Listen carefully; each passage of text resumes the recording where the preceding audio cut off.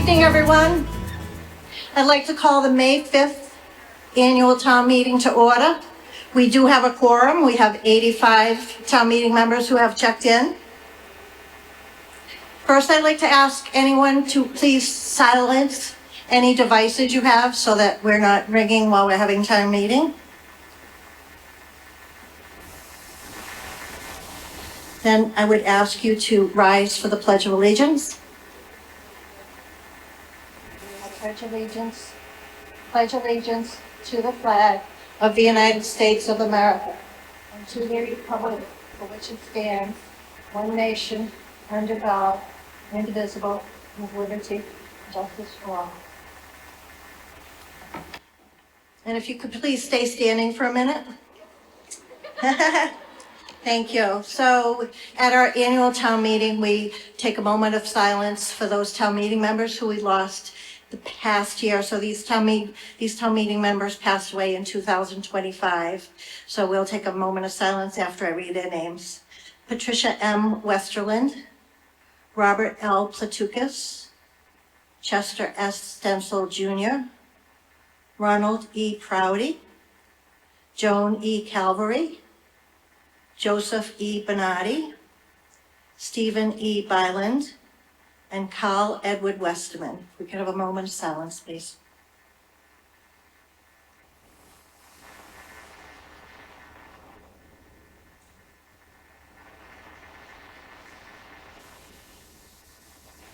Thank you.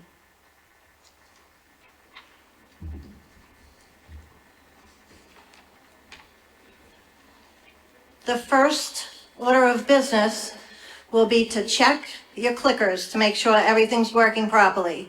So we do have a test question, if we're ready.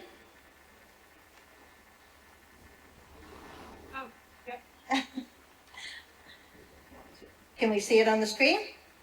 We can. The test question is, it's now 6:15. We'll be done by 7 p.m.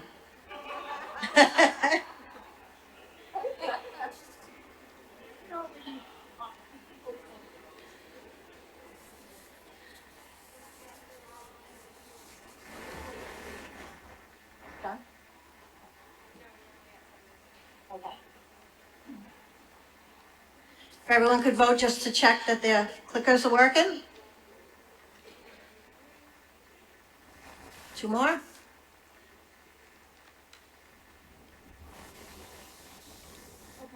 We're good. Thank you. I just wanted to recognize a couple of our dignitaries who are here. Senator Michael Moore is in the back, and I believe Representative Frost was out in the hall earlier. So, thank you. The first thing we need to do is adopt a procedure. Per the Town of Auburn Charter, Section 5.03, under procedure. I'll read the article and then we recommend the motion. All representative town meetings shall be opened to the public. Any registered voter of the town who is not a town meeting member may, subject to the conditions as a town meeting may determine, speak at least once on any matter at such meeting, but he shall have no vote. So as your moderator, I am recommending that the town meeting members adopt the following policy. Only town residents are allowed to speak, because that's what it says in our charter. Residents are not allowed to ask questions of town meeting members or staff. Residents can speak once per article. Residents can speak after town meeting members have spoken. And residents will have 2 minutes to speak per article. That is the recommended motion. Is it up on the screen? Is there a motion? We've got a motion. Is there a second? We have a second. Is there any discussion on the adoption of this procedure for allowing residents to speak at town meeting?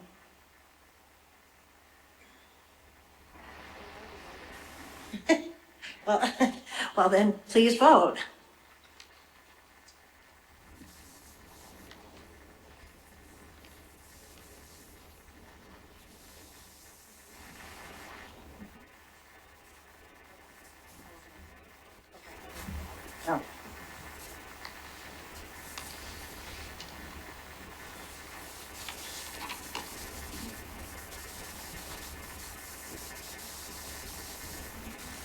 All set?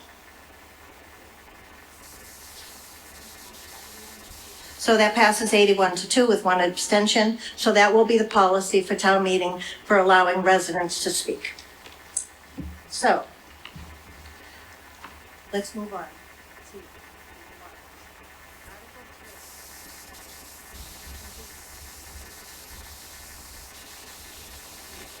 I'm sorry, with Article 1, to hear from the boards and commissions. So that would be the, I don't have it in front of me. Article 1, to hear the reports of the Finance Committee, of the town offices and committee, or act on anything relative thereto. Is there a motion? Just motion it. Is there a second? We have a second. We're going to hear from the town manager.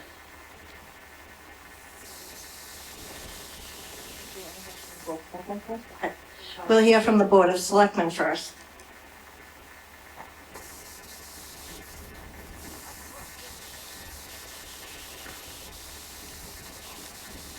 Thank you. Good evening. The Auburn Select Board makes the following recommendations on the 2026 Annual Town Meeting warrant articles. Articles 3 through 27, the Select Board voted to recommend approval of these articles. Article 1, the Select Board voted to take no position. In Article 2, the Select Board voted to defer to the petitioner on this article. The Auburn Select Board, Ann Kavanaugh Chair, Todd Corain Vice Chair, Dan Carpenter, Stephen Chambers, and Sarah Ruffley. Thank you. Now we'll hear from the Finance Committee, Chairman Kennedy.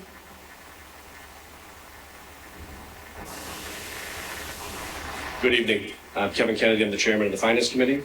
The Auburn Finance Committee makes the following recommendations on the 2026 Annual Town Meeting warrant articles. Articles 2 through 19, 21 through 23, and 27. The Finance Committee voted to recommend approval of these articles. Article 1, the Finance Committee voted to take no position on this article. In Articles 20 and 24 through 26, the Finance Committee voted to defer to the petitioner on these articles. Signed, the Auburn Finance Committee, Kevin Kennedy Chair, Michael Marshall Vice Chair, Stephen Consiglio, George Graham, Patrick Jones, Trevor Sansucci, and Andrew Shaw. Thank you.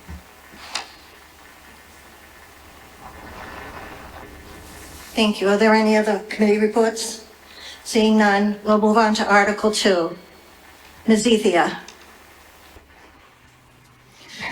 Article 2, I move that the town meeting vote to fix the salary and compensation of elected town officers for the fiscal year 2027 as follows. Town moderator, $296. Select board chair, $1,740. Select board 4 members, $6,097. And town clerk, $93,000. Is there a second? We have a second. This is a simple majority. Are there any questions?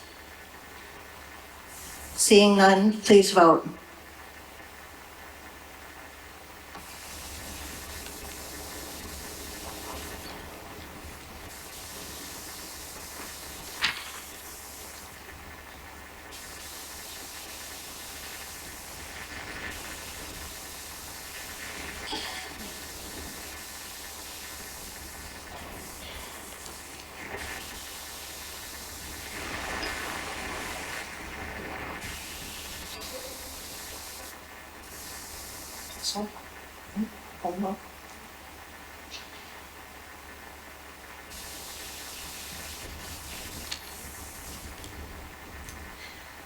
The article passes 80, it just went off my screen, 87 to 2, 84 to 2 to 1. Article 3, we'll hear from the town manager to have a report before we read the article, and then we'll read the article and hear from the CFO. Thank you so much. So I think some of you that were at the pre-town meeting are already aware of this, but I think it's really important to go through this again. The budget process this year was much different than it's been done in the past. department heads were asked to make budget requests based on their need and what they wanted, what they needed to ensure upward mobility within their departments.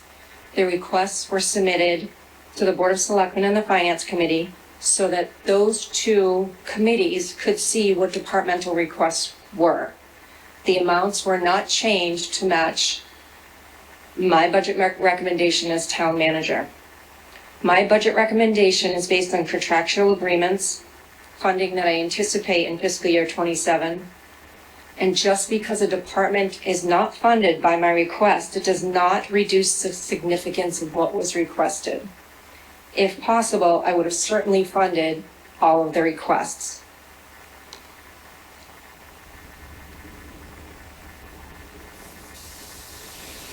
The first step that I was given for improved budget focusing on actual expenditures and transparency. If you look at your budget books, you'll see financial documents, the budgets. They're a little bit different. We added a line item or a column for actual expenditures year to date. That year to date amount is from July 1st last year to January of this year. So it's approximately half a year. We supplied a funding sheet in the budget books as well, and also in the warrant, the town meeting warrant. Next year, we will incorporate those funding sheets into the actual budget. So we still have some room to go, some things to do to improve our process. We supplied actual departmental requests for transparency. The reason we did that is because in the past, departmental requests would always match the town manager's requests. In reality, that's not how the process works. The Board of Selectmen gave me priorities when I started out. They were to try to keep the increase in tax levy below 2.5%, use free cash versus capital, use free cash for capital versus tax levy to decrease the amount of tax levy needed, to prioritize DPW and Auburn Public Schools, and to provide additional detail from each department to include discretionary and non-discretionary spending. And also to provide actual departmental requests versus matching the department with the town manager recommendations, which I've already mentioned. The town manager recommended operating budget is $86,035,685. The departmental budget requests were $87,779,451. It's approximately $1.7 million less than what my department's requested. So my recommendation to you, to the Board of Selectmen, to Finance was $1.7 million less than what my department's requested. And that was because we just don't have the money to do everything we want to do. The budget recommendation raises taxes by 2.21%, which is approximately 169,000 short of the allowable 2.5% under Proposition 2.5. This increases the excess levy capacity under this budget scenario, which is approximately 9.4 million. The budget recommendation considers the following challenges. We had an increase of 13.2% in health insurance costs. I'm sure most of you are familiar with this. If you're working, everyone's going through the same thing. That cost is $1.2 million that was added to our budget just starting out from scratch. We had over 500,000 increase in retirement expenses, a 300,000 increase in the Bay Path assessment, and we have a solid waste contract that's expiring on 6/30/26. The departmental requests that were unfunded, 4 patrol officers and a sergeant was not funded in this budget. 300,000 for supervisors for the fire department was not funded in the budget. An assistant director of DDIS and a full-time library associate in Page. The budget did include the following: the collective bargaining agreements for all unions, a 2% COLA for all non-represented employees, the increase of the health insurance of 1.2 million, the increase in the retirement of 500,000, the increase in the Bay Path assessment of 300,000. It also includes an increase of 7% for the solid waste contract that's expiring in June of this year. It included the proper funding of fleet maintenance, supplies, and services by an increase of 120,000. If you've watched any finance committee meetings over the past couple years, this is a constant in April, May, and June of every year to transfer funds into those accounts. This will adequately fund those. Through Finance Committee and Board of Selectmen recommendations, there was also an increase of 2 DPW laborers, 2 part-time interns for Department of Public Works, and the OpenGov module for DPW. And what that does is it ties the program and the permitting process in DPW with Town Hall. So with our DDIS department, we'll be working from the same software program. There won't be a duplication of efforts, and it will save time and ensure that permitting process is more fluid. I now will bring up Karen Harnois, the Chief Financial Officer, with her presentation.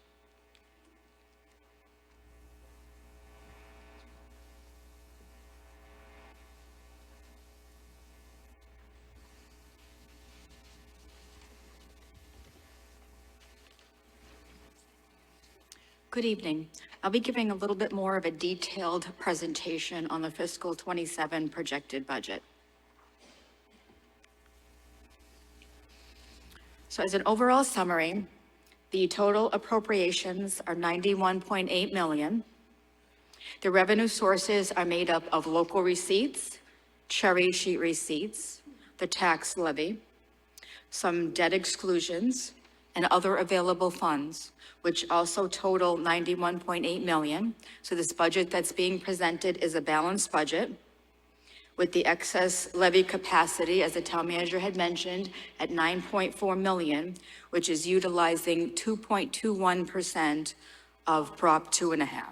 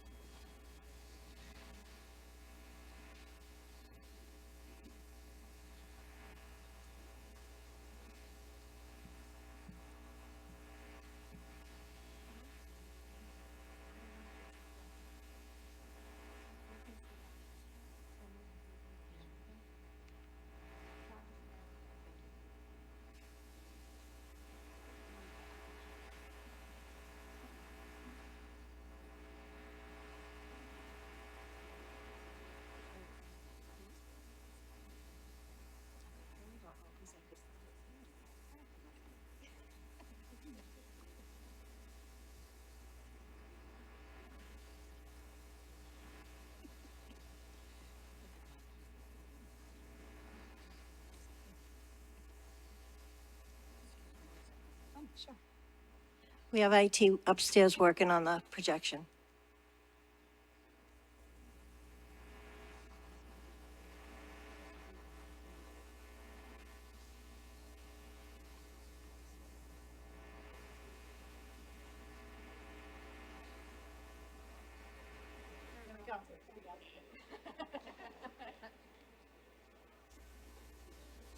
Okay, so the revenues versus the expenses.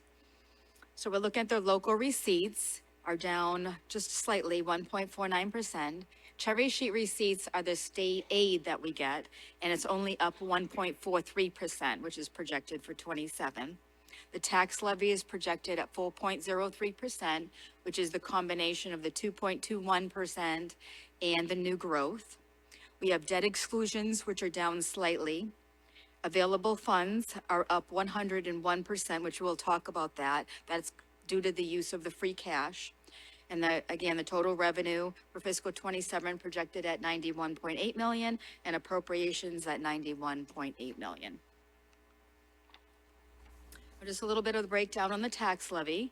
The tax levy base for fiscal '27 was the levy limit from the prior year, just over 59 million.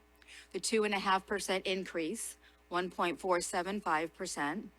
We add new growth at 700,000, which is consistent and conservative based upon the prior years, which would give us a levy limit of 61.2 million.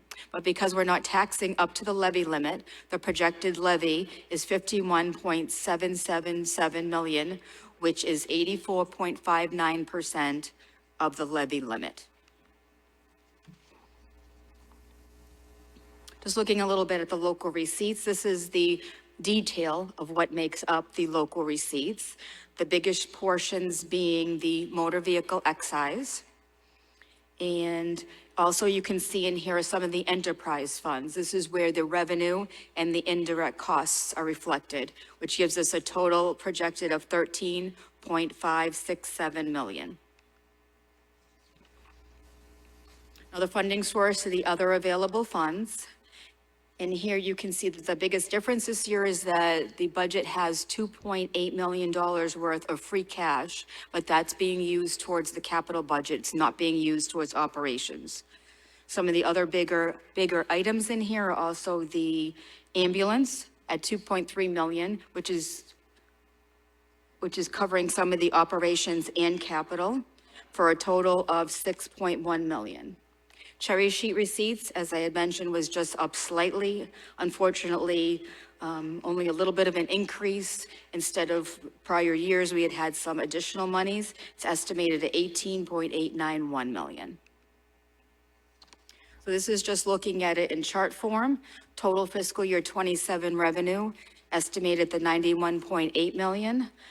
The biggest piece being the tax levy, and then the state aid, local receipts, available funds, and the debt exclusion. Next is the budget summary, which breaks down by department. And as the town manager had mentioned in her presentation, this is the total operating budget at just over $86 million. There's a couple of other items that are included in our budget, which are abatements, the cherry sheet charges and offsets, which come from the state. And then the other items that are listed here will be our capital improvement plan. As you can see, the biggest part funded by free cash and some of the other funding sources that we'll look at in a future slide. There's a couple of the other articles, warrant articles that are listed in here, the Medicaid and the foster care for the school. And there's a warrant article for the assessors for total appropriations of the 91.8 million. And this is the graph form of all of the appropriations that are being proposed for FY27, with the biggest portion being education at 39.42%. We have employee benefits, which we've seen a large increase in our health insurance costs from fiscal 26 to 27. We have public safety, public works, general government, some other offsets, and then some of the other areas, coming up to the 91.8 million. We move on to our CIP budget. The recommended budget for fiscal 27 is just over $5 million, and that's to be funded by free cash, mostly the 2.8 million. Projected borrowings of just under $1 million at 985,000. The sewer capital is going to be funded by sewer retained earnings. The golf course, the Packagug capital will be funded by the golf retained earnings. We have an ambulance that's going to be funded from ambulance proceeds. We have some funds coming from our CIP trust. 200,000 from stabilization, which is consistent with the prior year, and some money for cemetery capital that's being covered by perpetual care for a total of $5 million CIP budget. And just in summary, we have revenues and expenses at 91.8 million, utilizing 2.21% of the 2.5. Dollar amount below 2.5 is 169,000, and we're presenting a balanced budget for fiscal year 27. Thank you.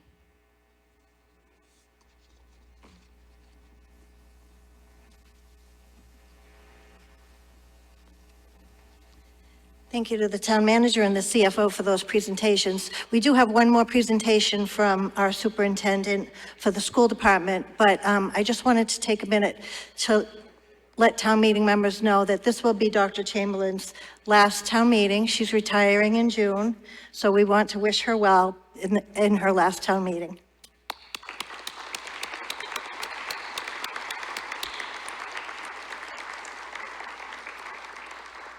And I also want to recognize longtime school committee chairman Jess Harrington, who is stepping down after 12 years.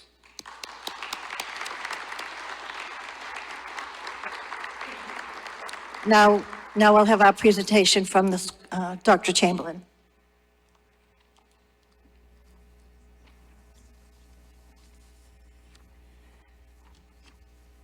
Good evening, everyone. That was a little bit of a surprise, much appreciated. I have very much enjoyed my tenure here in Auburn, and I will miss many, many wonderful people here, so thank you.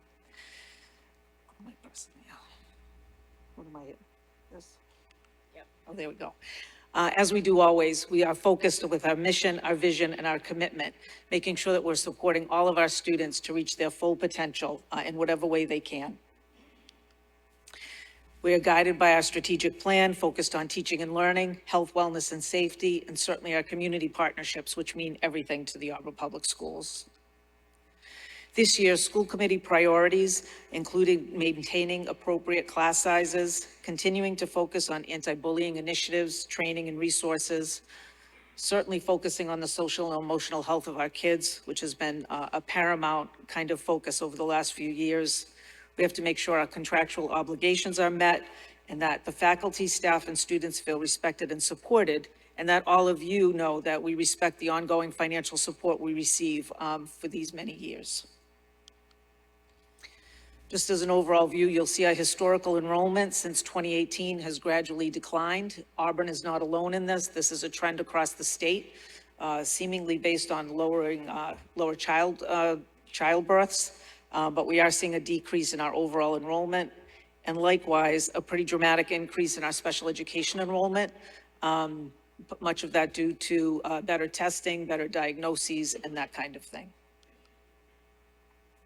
Some considerations that went into this budget: we've adjusted our staffing levels to meet the needs of the town. This budget's going to come in at a 3.92% increase. Our initial budget was at 4.19. We have adjusted to meet and be part of the town and making sure that we're meeting their requirements. So we look at keeping our class sizes appropriate at each of the levels. We have several positions that are not being filled this year, 6 in total, and some support staff that will decrease. I'm going to talk a little bit more in a moment about our Title I funding. We've been notified that we may see a significant decrease in our Title I grant funding, which is a federal grant in the coming year. That's yet to be fully determined. We'll know more of that after July 1 when the funds actually come in. But we have based these deductions on our enrollment, and we believe that we're going to be able to continue to support our students in the manner in which they deserve to be supported. There are no new positions reflected in this budget. We used our October 1st enrollment, as we do always. Chapter 70 funding increased by only 1%, which is minimal. Our special education circuit breaker reimbursement, we do that at about 70%. That's a typical way we calculate what we may get back in circuit breaker reimbursement. We've projected our Medicaid reimbursement at $170,000. And again, our Title I grant funding is likely to decrease by $150,000, but that's yet to be seen. There's still a lot that could happen with that. We've level funded all other grant monies, including the FY26 amounts for the 240 grant, which is the IDEA grant to support students with special needs, Title II grant, and the Title II grant for offsets. All of our school-based materials and supplies have been nearly level funded. That's a 4-year trend since I've been in this position, and as you all know, the cost of everything is going up. So while it's been level funded, we've really taken a decrease in that area because of the cost of materials. We'll be using $200,000 in bus application fees to offset this budget, and we use offsets from other revolving accounts, including building rentals, our satellite and Galaxy after-school programs, our preschool program, music and fine arts, athletic, and our tuition revolving accounts. We've budgeted for 87 school choice spots, for which we receive $5,000 per student, and that funding is used to offset costs at our middle and high school. We've accounted for an anticipated 5% increase in special education private school tuitions. We do have a number of students who are outplaced because we cannot appropriately support their needs in the schools. That 5%, we get that amount from the state as far as what we should budget as an increase. And all contractual obligations for staff has been noted in this budget. We are just wrapping up negotiations with our custodial staff, our custodial union, and our secretarial and instructional assistant bargaining units. Our solar rooftop arrays help offset some of our electricity costs.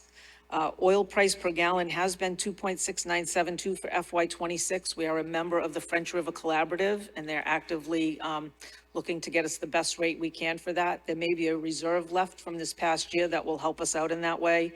And we also collaborate with the town for our electric and gas utilities, and that is also in process. So we don't have those numbers quite yet. So as you know, a couple of years ago, we had some students that some migrant students that came to Auburn, and we received a significant amount of additional funding for those students. That is all complete. Our special education enrollment continues to rise, as I said earlier. We now have 2 residential placements, which we've never had previously. So there is an increased level of need as some of our kids. We never know until the middle of the summer with what we'll actually get for our 240 grant and our Title I funding. So we're waiting on that. Our Chapter 70 funding, we do have a pretty good number on that now, and all of our utilities are going out to bid. So there is still a lot of moving parts with this budget, but we feel pretty good about where we landed. So we present to you tonight a budget of $33,968,107. This is about a $1.2 million increase over the FY26 budget. This utilizes projected offsets of $3,685,802, and it's a 3.92% increase over last school year, or the current school year. And I do want to, again, express my gratitude to all of you for the support over these many years. We really are. We have a great staff, great teachers who are committed to our kids. We are very respectful and thankful for the support that you provide to us. And I always end with the quote, history will judge us by the difference we make in the lives of everyday children. So thank you so much.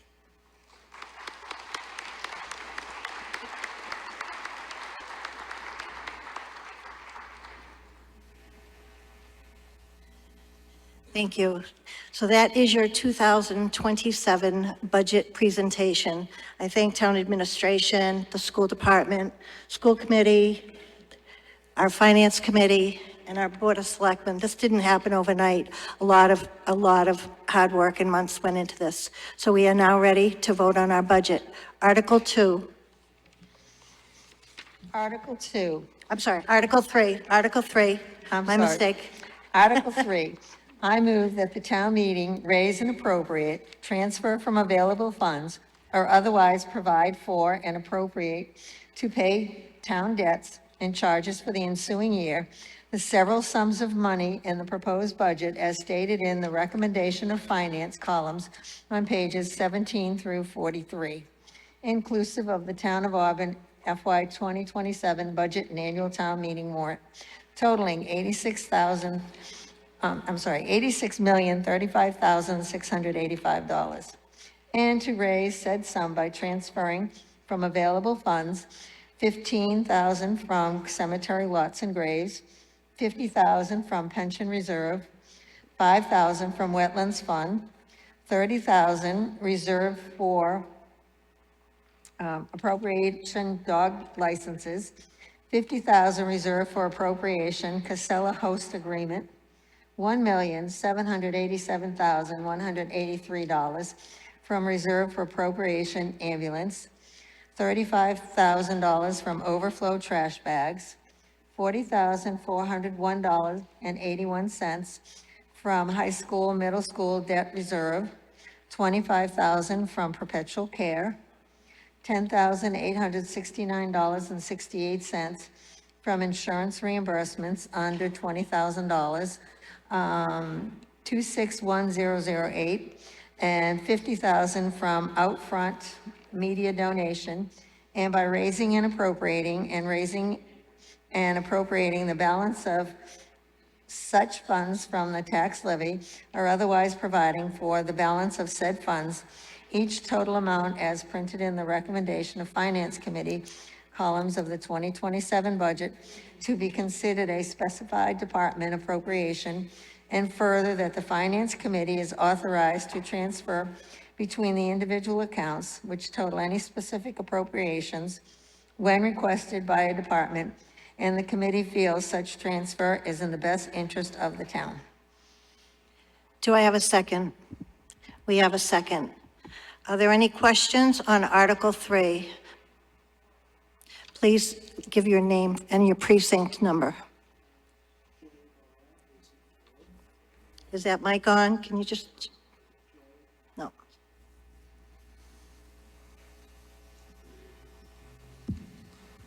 Jerry Balan, Precinct 4.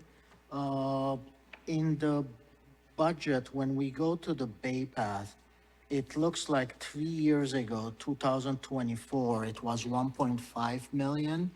And this year, it's going to be budgeted almost 2 million, which is about 35% increase. Is that because of additional students are going there, or Bay Path fees have increased that much?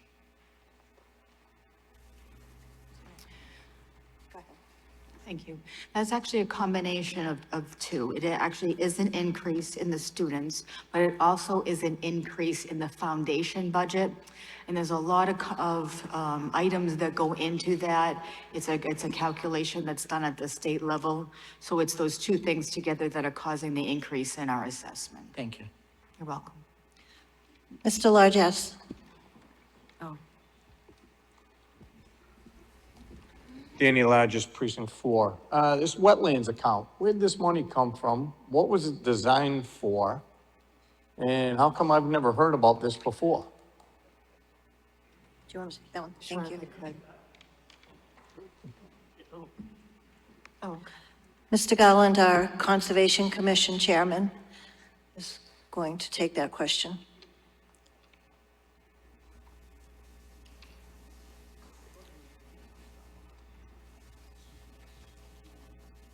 How's that?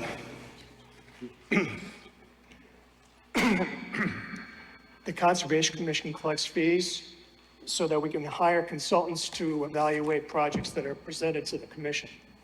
And so we've had a capital fund consisting of these fees for some time. So that's where the money comes from. Okay, so why are we moving it to a salary? It kind of, town meeting votes for funds going to different things, and it's like, okay, now there's money left over, so we'll just move it to something else. Is this, I can't answer that, sir. no? Well, our CFO will answer that question. I can answer that. So the funds that go into the wetlands account, there is a salary that's split between like three different parts. It's conservation and, the planning and zoning, and there's like four different parts of that. And one fourth of the salary is charged directly to the wetlands. And this 5,000 that's in the budget right now is for clerical support for the conservation piece. Okay, so is it, we're calling it wetlands, is it to protect the wetlands? Is it to, So what happens is that there are fees that are mandated by the state. There are application fees, and they are payable. Some go to DEP, some fees go to the town, and then those funds are available to us. And then if we need to hire a consultant to evaluate a project, sir. okay, I'm just kind of lost. It seems like we keep shuffling money around, and it kind of seems like a giant money laundering situation here in this town. I certainly would disagree with that. I think I'm going to ask the Yes, I'll ask the town manager to address that. We're not laundering money. Yeah, come on, stand up. And sir, just to your point, applicants pay those funds, so that's money that's coming into the town. Okay, all right. Thank you. Thank you. And to answer your question, this has been an item that's budgeted for several years now. We pay a quarter of the land use position out of this account. It happens every single year. It's not moving around funds or changing them from different places. This has actually been happening every year. Are there any additional questions? Please.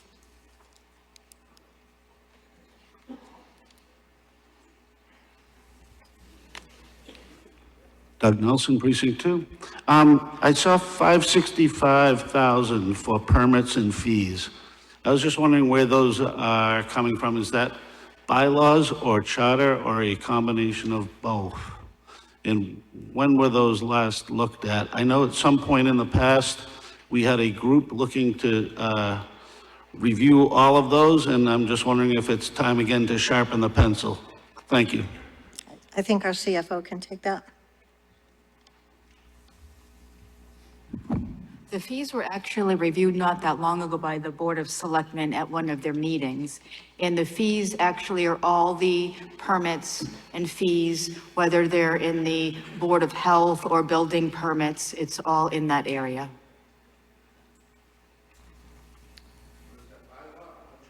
If you can come to the microphone, please, people can't hear you. I was just curious if that is in bylaws or charter or somewhere else.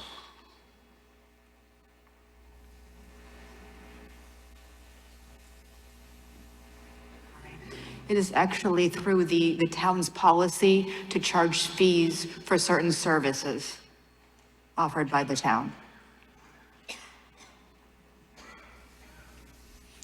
Are there any other questions? Seeing none, we're ready to vote. This is a simple majority on this one. Article 3.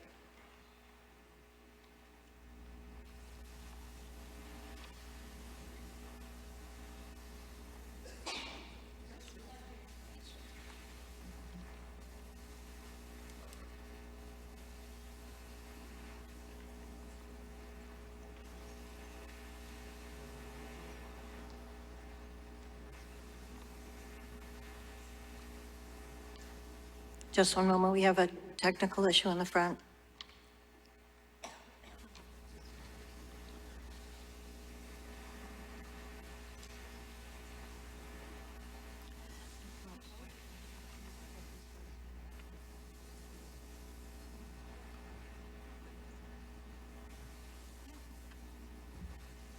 Now he does, yeah. He had no previously. Thank you. Okay. The motion passes 83, 6, and 1. Thank you. Article 4, Ms. Cethia.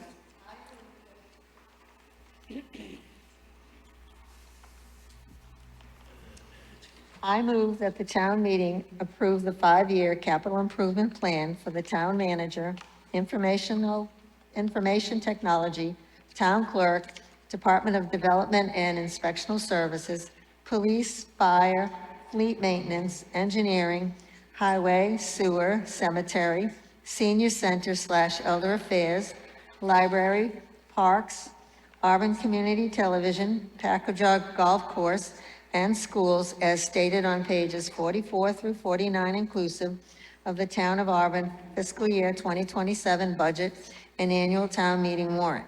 And further to approve an appropriation of $5,079,883 to fund the fiscal year 2027 capital improvement program as specified on pages 44 through 49 under the column entitled Finance Committee Recommendation, and to raise said sums by borrowing and appropriating the sum of $50,000 from CIP Expendable Trust, $250,000 from Sewer Enterprise Retained Earnings, $200,000 from stabilization, $600,000 from ambulance receipts reserved, $75,000 from Packagug Golf Course retained earnings, $80,000 from Perpetual Care Expendable Trust, and $2,839,883 from free cash. I also move that the town meeting authorize the borrowing of $985,000 to be payable in not more than the term provided by law for the items as identified in the 5-year capital improvement plan, and any premium received by the town upon the sale of any bonds or notes approved by this vote, less any premium applied to the payment of the cost of issuance of such bonds or notes may be applied to the payment of costs approved by this vote in accordance with Chapter 44, Section 20 of the general laws, thereby reducing the amount authorized to be borrowed to pay such costs by a like amount.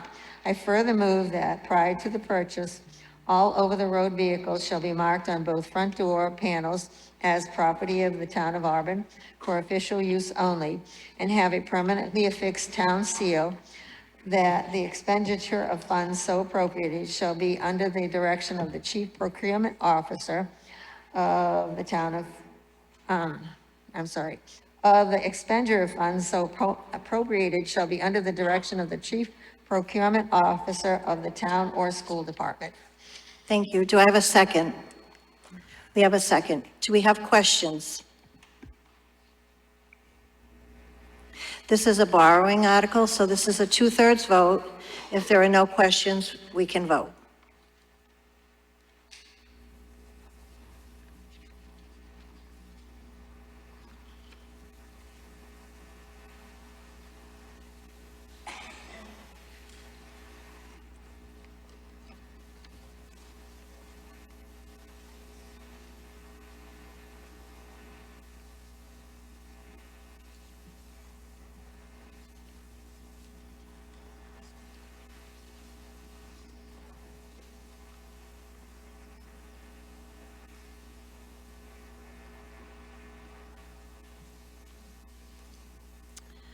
Voting is complete. We have 79 yes, 1 no, and 0 abstentions. The article passes. Articles 5 through 11 are generally standard articles. If you have any questions, certainly we have department heads here to answer them. But they're standard articles, and we'll likely lump them, put them together next year. So, but we'll go through them individually tonight. Article 5. I move that the town meeting vote to authorize the town treasurer, with the approval of the Board of Selectmen, to borrow money from time to time in anticipation of revenue to be received during the financial year beginning July 1, 2026, and ending June 30, 2027, and to issue a note or notes that may be given for a period of less than 1 year. Do I have a second? We have a second. Are there any questions? Seeing none, this is a simple majority. We shall vote.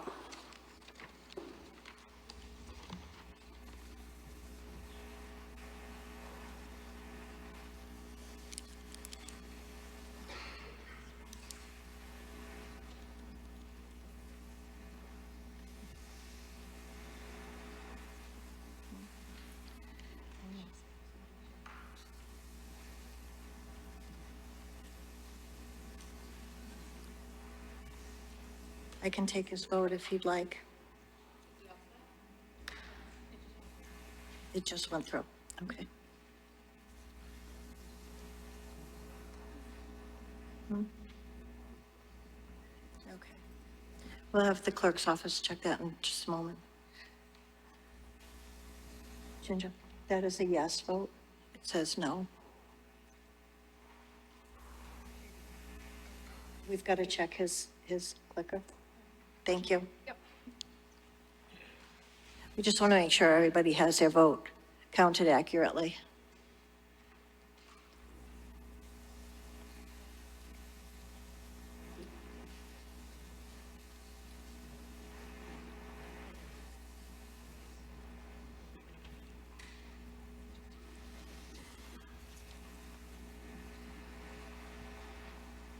Still a no. It's because it's closed. Okay. You're at 89 yes, 2 no, and no abstention. The article passes. Article 6, Mrs. Ethia. I move that the town meeting vote to authorize the Board of Selectmen to submit applications for any available state or federal funds, including Department of Elder Affairs formula grant funds, which funds the board determines to be beneficial to the town, and to authorize the expenditure of any monies received as a result of said applications. Is there a second? I see a second. Are there any questions? Seeing none, we shall vote. This is a simple majority as well.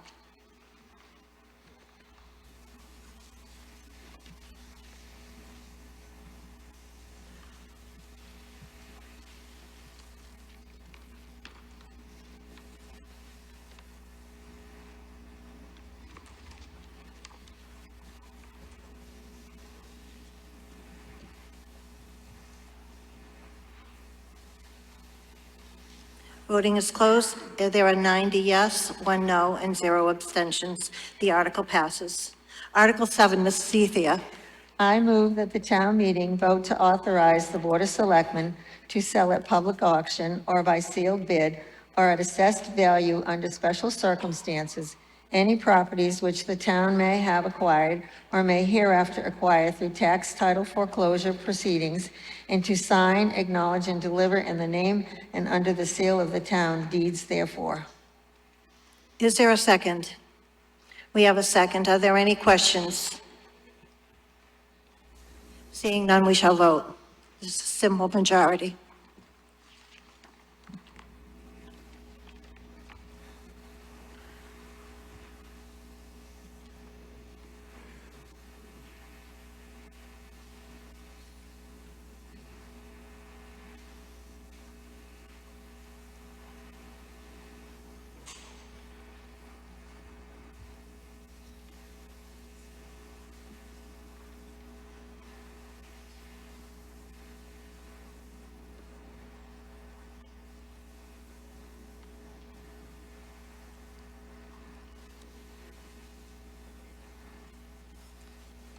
Voting is closed. The article passes. 87 yes, 2 no, and 2 abstentions. Article 8, Mrs. Ethia. I move that the town meeting vote to authorize the town treasurer to enter into compensatory balance agreements during fiscal year 2027 as permitted by Massachusetts General Laws, Chapter 44, Section 53F, or any other enabling statute. If voted, this would permit the treasurer to maintain specific sums of money in deposit in banks in return for banking services. Do we have a second? Mr. Marshall seconds that. Are there any questions? Seeing none, we can vote. This is a simple majority.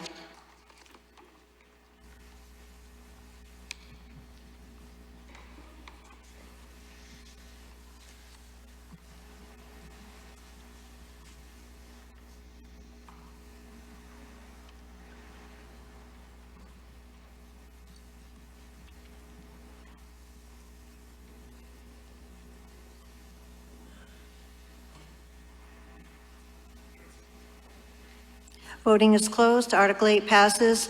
90 yes, 0 no's, and 1 abstention.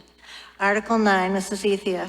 I move that the town meeting vote to renew revolving funds for various town and school programs in accordance with Massachusetts General Laws, Chapter 44, Section 53D, and Massachusetts General Laws, Chapter 71, and for all revolving funds established under General Laws, Chapter 44, Section 53E and a half, establish expenditure limits as follows.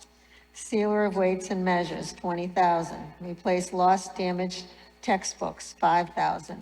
Health flu clinics, $7,500.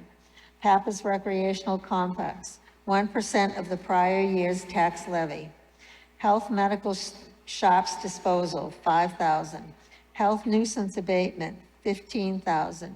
Health compost bins, $5,000. Animal control kennel fees, $12,500. DPW rain barrels, 5,000. Cemetery cremation vaults, 5,000. Septic Title V, 25,000. Firearms licenses, 35,000. COA rental, 15,000. Wiring revolving, 100,000. Gas and plumbing revolving, 100,000. Conservation revolving, 50,000. Parks Department field use, 15,000. Yard waste sticker program, 30,000. Conservation outside consultants, 25,000. Recreation, 1% of prior year's tax levy. EV charging stations, 25,000.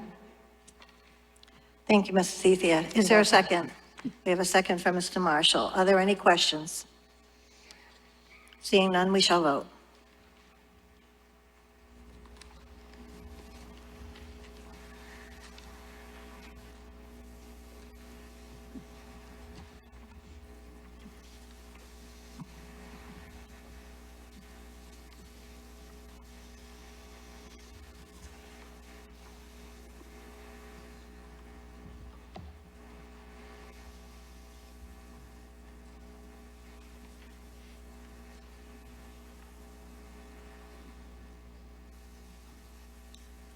Voting is closed. Article 9 passes 87 yes, 3 no, and 0 abstention. Article 10, Mrs. Ethia. I move that the town meeting vote to authorize the town manager to enter into a contract or contracts with the Massachusetts Department of Transportation for the construction and maintenance of public highways for the period commencing July 1, 2026, and ending June 30, 2027. Thank you, Mrs. Ethia. Is there a second? Mr. Marshall seconds. Are there any questions? Seeing none, we shall vote.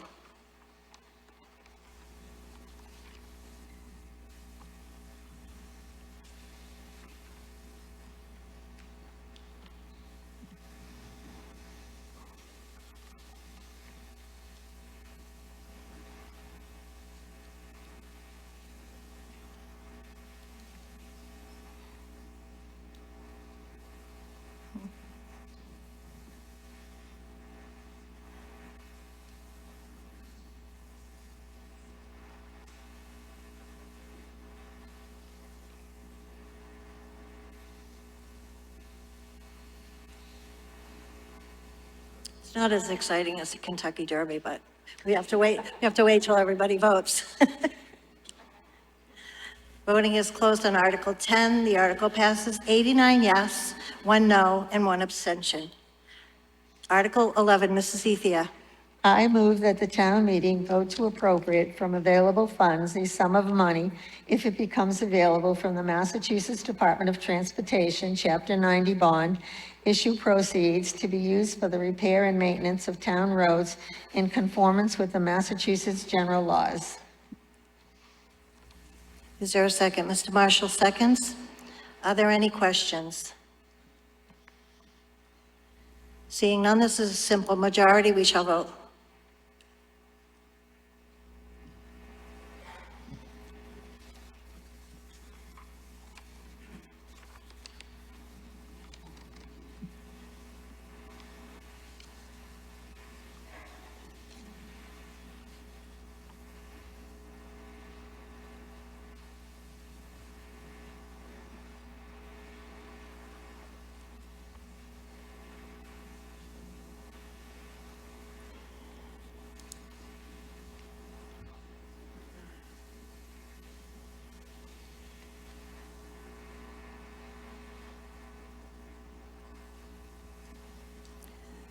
Voting is closed on Article 11. The article passes 90 yes, 0 no's, and 0 abstentions.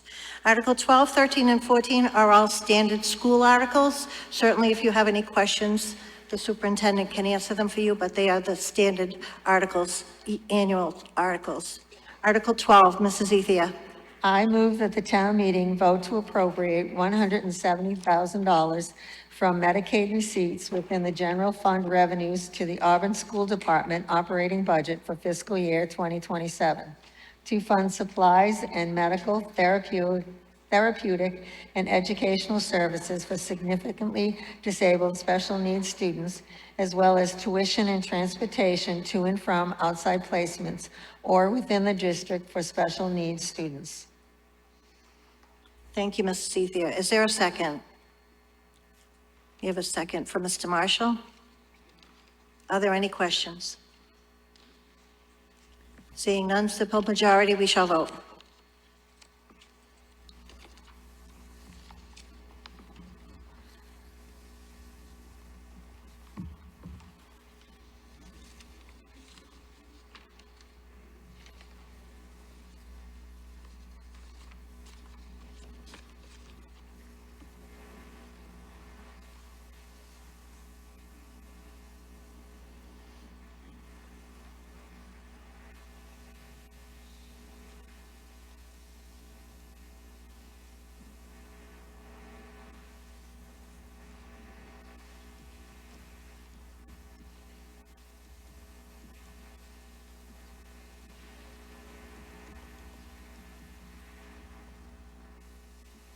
Voting is closed on Article 12. Article 12 passes, 87 yes, 0 no, 0 abstentions. Article 13, Mrs. Ethia.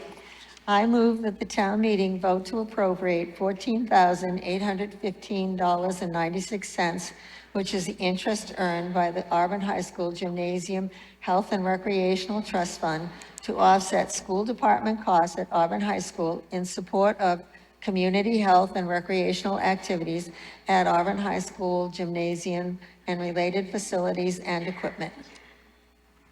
Thank you, Ms. Ethia. We have a second from Mr. Marshall. Are there any questions on this article? Seeing none, we shall vote.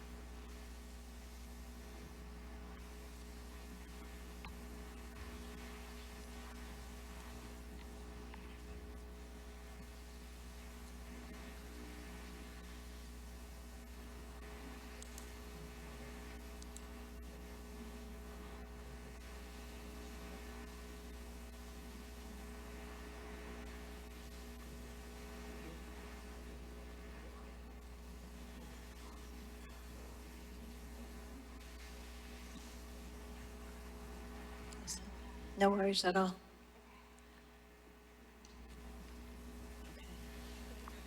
All righty, Article 13 passes, yes, 90, 0 no, 0 abstention. Article 14, Mrs. Ethia. I move that the town meeting vote to appropriate $3,551.80 from foster care transportation receipts within the general fund revenues to the Auburn School Department operating budget for fiscal year 2027 to fund transportation costs for students to and from school who are residing in foster care placements during the fiscal year. Is there a second? We have a second from Mr. Marshall. Are there any questions? No, that is exciting. We shall vote.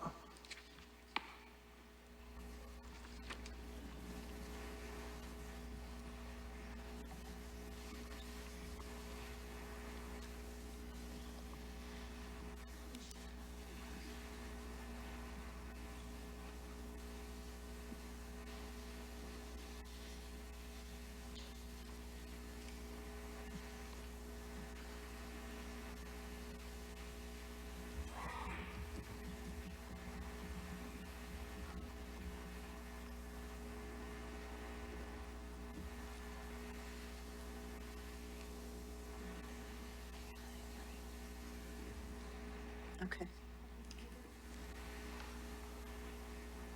Article 14 passes 91 yes, 0 no, 0 abstention. Article 15, Mrs. Ethia. I move that the town meeting vote to appropriate $30,000 from free cash for the purchase and setup of an access control system for Town Hall and the Merriam Building. Is there a second? We have a second from Mr. Marshall. Do town meeting members want to hear from town manager on this article? Do we have any questions?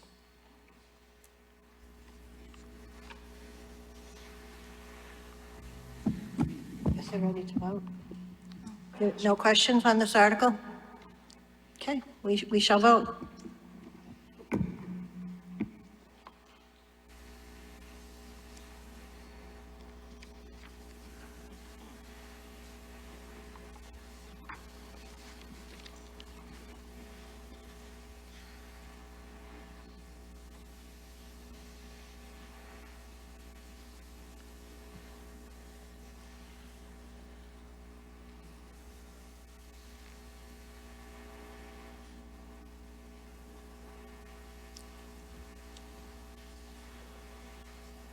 Just wait for my final numbers. Thank you. Article 15 passes 82 yes, 7 no, and 2 abstentions. Article 16, Mrs. Ethia. I move that the town meeting vote to raise and appropriate $25,000 from general fund revenues for training, support, and revaluation services. We have a second from Mr. Marshall. Are there any questions on this article? Please. Name and precinct. Please. Hi, Jeff Hazelton, Precinct 5. What does this training consist of? Our IT specialist, no, our assessor will take this. The assessor's warrant article is to primarily fund mandatory state compliance activities and professional services that may fall outside the standard operating activities or budget of the daily assessing duties and/or are slightly in arrears due mainly to staff shortages, additional work requests, unusually large numbers of motor vehicle bills, exemptions, inquiries, and administration of the HEROES Act. So basically inspections, appraisals, analysis, things like that. So appraisals and inspections through the assessor's office. Are there any other questions? Seeing none, we shall vote. This is a simple majority.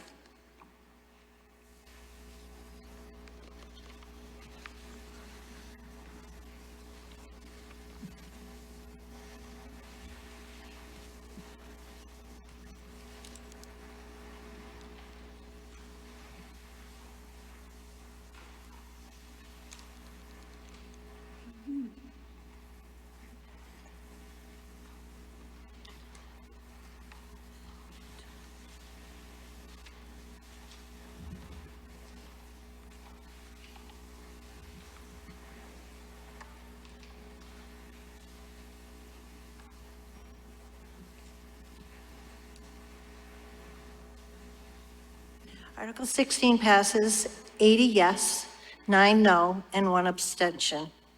Article 17, Mrs. Ethia, please.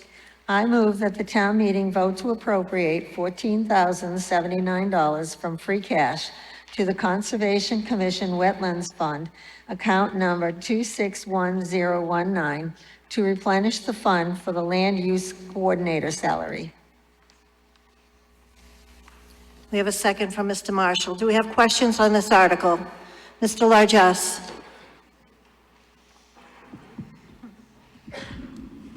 Correct me if I'm wrong, Danny Largess, Precinct 4, but Mr. Largess, 30 we minutes? just moved your mic up a bit so we can hear you. I said, please There you correct go. me if I'm wrong, but about 30 minutes ago, didn't we just take the money out of the wetlands account and now we're putting it back into the wetlands account? Our CFO will take that. If I could, so this is actually a correction from fiscal year '25. So a portion of the salary, the land use coordinator salary was charged directly to the fund. Plus it was also transferred to the general fund. So there was a duplication. So when we found the error, the general fund owes that money back to the fund for fiscal '25. What is the balance on this account? Give me just 1 second.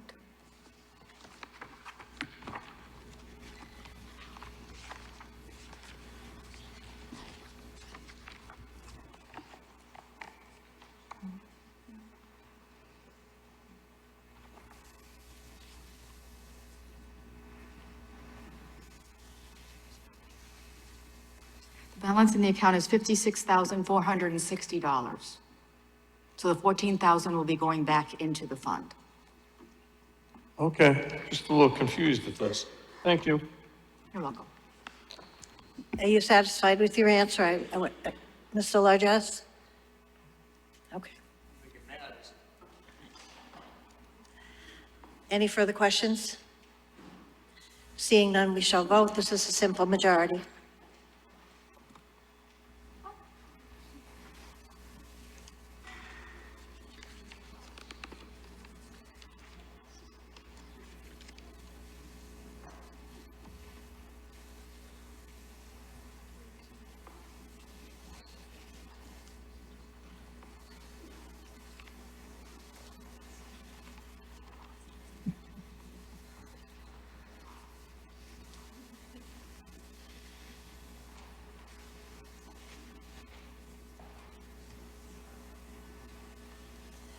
Article 17 passes, 83 yes, 8 no, and 0 abstentions.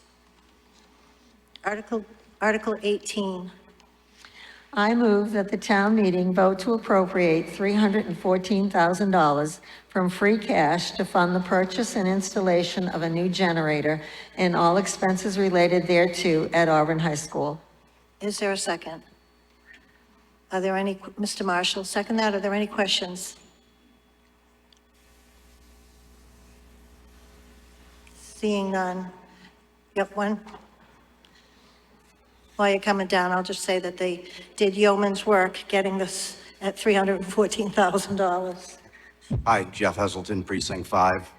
Is there already a generator there? Is it did the generator die out, or is it something new that's going into the school?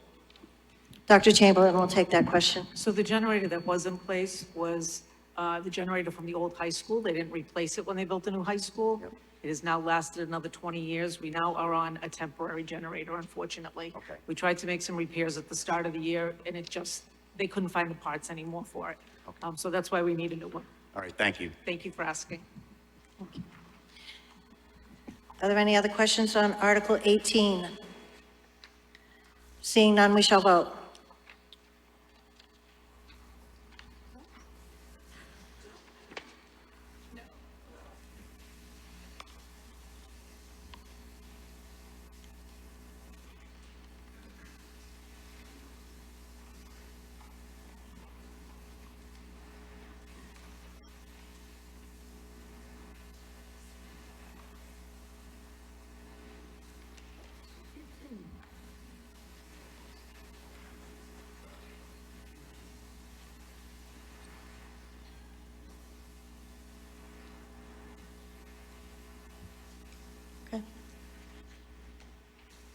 Article 18 passes, 89 yes, 0 no, 0 abstentions.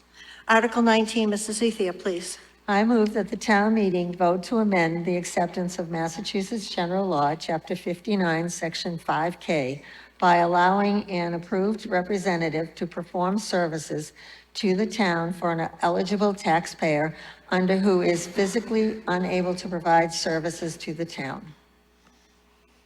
Is there a second? We have a second from Mr. Marshall. This is a Board of Selectmen article. Are there any questions? Mr. Crane?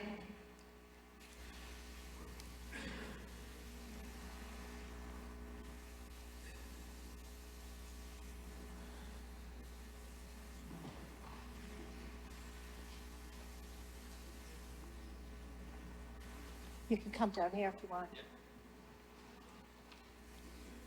The Board of Selectmen will take this question. Mr. Crane?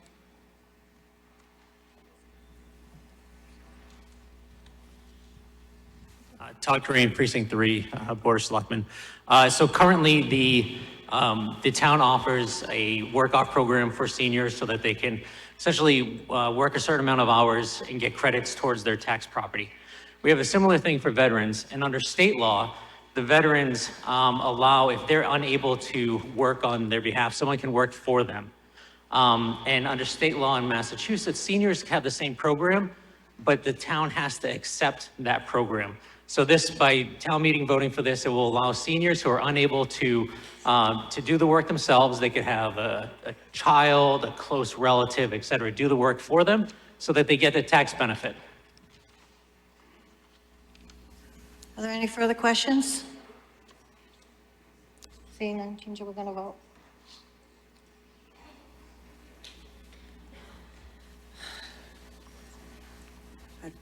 Article 19 is a simple majority.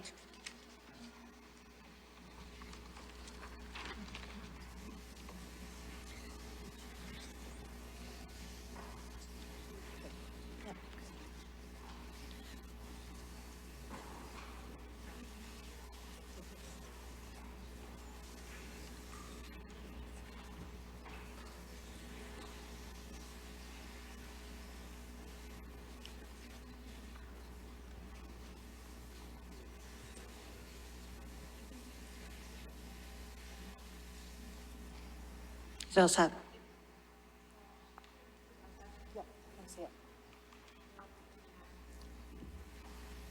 Is there anyone else who wishes to vote? Seeing none, voting is closed. Article 19 passes 89 yes, 0 no, one abstention.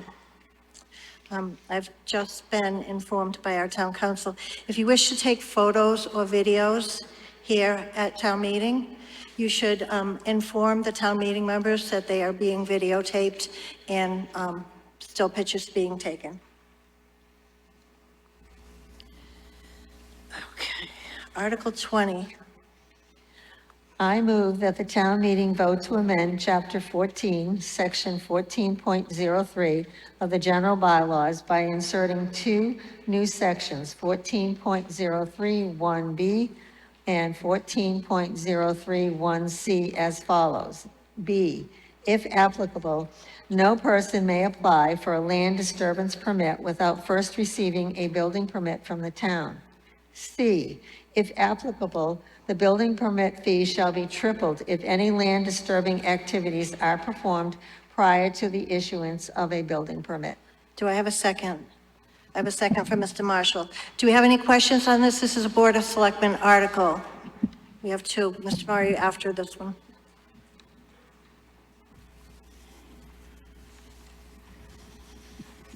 David Engstrom, Precinct 4. I'm just a little confused. Is this just for new buildings, residential and commercial, or does this also include clearing out property lines and stuff like that of vegetation? Thank you. Did you hear that question, Mr. Crane? I did. Mr. Crane will take that question. Todd Crane, Precinct 3, on behalf of the Select Board. So what this is aiming to do is to, currently under the bylaws, developers who are buying parcels and may or may not go through a planning process to do construction are getting land disturbance permits in advance, clear cutting them. And what we've seen in several instances is that either they start the planning process and then abandon it, or they begin the planning process, they get their approvals, and then they never pull their permits. And they're clear cutting these properties, and what's happening is they're remaining in the state, some of them going back a decade. And it's leading to Japanese knotweed and you know, general blight, and you can see it on Southbridge Street. You can see it on Hampton Street. You can see it on Oxford Street North, right near the police station. So what this is aiming to do is to prevent them from buying the parcels, clear cutting them, and leaving them in that state until they get they go through the entire regulatory process. They pull their permits because they intend to do the project, then they can get their land disturbance permit. It's not you clearing some trees on your yard, that kind of stuff. Mr. Murray, did you have a question?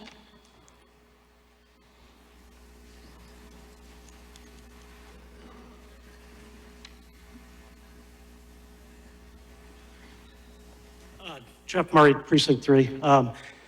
So I don't think that's a practical approach to do that. that it'd be necessary to have a building permit prior to developing the land. Right now, you know, there's various boards in place with wetlands protection, planning board. They have the ability to enforce those through the building department or the zoning enforcement official without issuing a building permit. It's not, you know, if you wanted to build a subdivision, you can't receive a building permit until you bring that subdivision to bind a course of pavement. So it kind of conflicts with existing development or zoning bylaw or general bylaw that already exists. So I would think that there'd be another avenue that they could follow to, you know, if there were wetlands issues where somebody went in and had some type of an impact and there was mitigation that needed to be put in place, the town would be able to do that, go out and contract for those services, and then place a municipal lien on the property to do that. It doesn't seem like a very practical way to go about doing it, requiring a building permit first. Thank you. Oh, we have a question. Mr. Lindblom? Mark Lindblom, Precinct 5. I'm all for this. When they're talking about these issues, if you drive down, again, Route 20 eastbound and you go past Technology Drive, and you'll see the area where Eastland Partners had clear-cut that whole property. That's 6, 7, 8 years now that place has been stripped right up to the edge of the mobile home park, where, again, those people get to look at all the crap that Eastland Partners left behind. And nothing has been done in that vicinity for quite a few years. And they've done it to other locations as well. So I do respect and hope this does pass. Thank you. Thank you. Are there any further questions or comments? Mr. Nelson?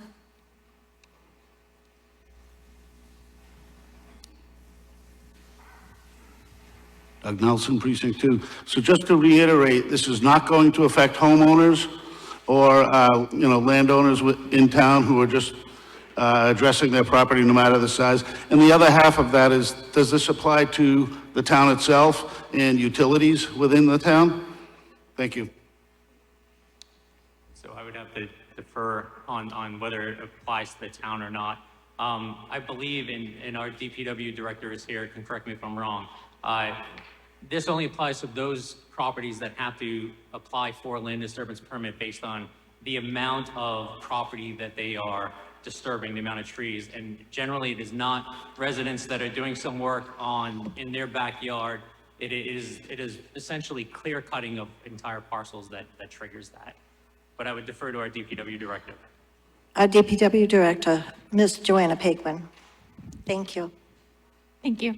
So yes, the land disturbance permit has thresholds that have to be met before you need a land disturbance permit. This bylaw basically looks at development that has a large amount of disturbance. So in a typical single-family home, this would have no bearing. Are there any further questions? Mr. Nelson?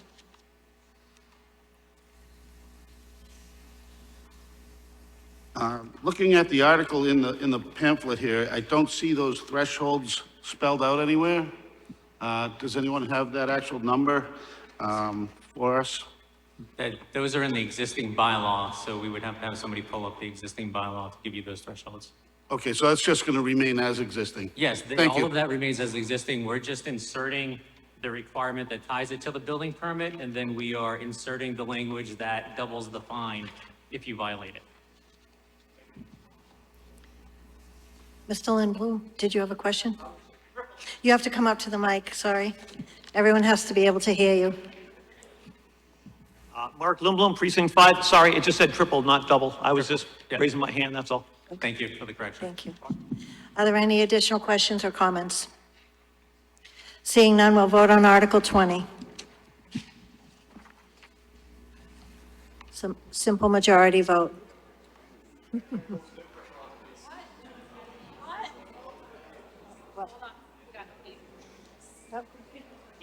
We're gonna reset it.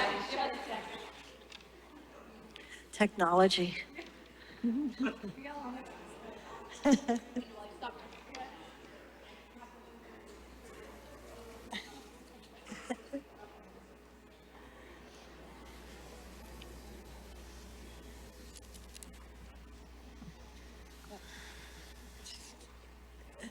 we can do.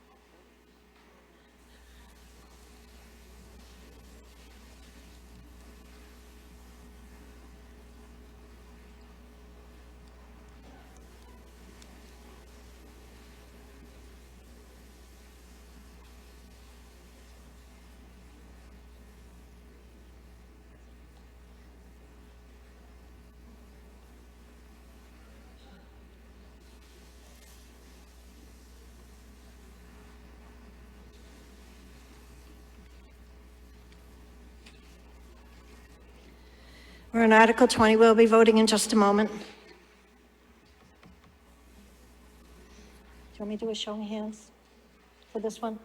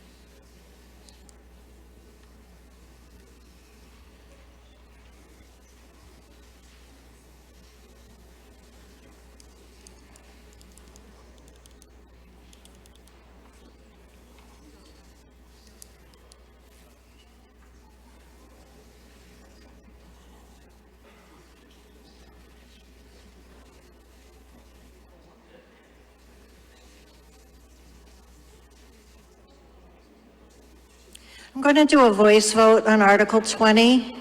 First, I'm going to ask all those opposed on Article 20. Please raise your hands. 1, 2, 3. Please keep your hands up. 1, 2, 3, 4.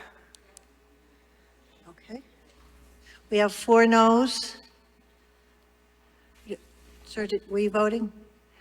Okay. All those in favor? The article passes.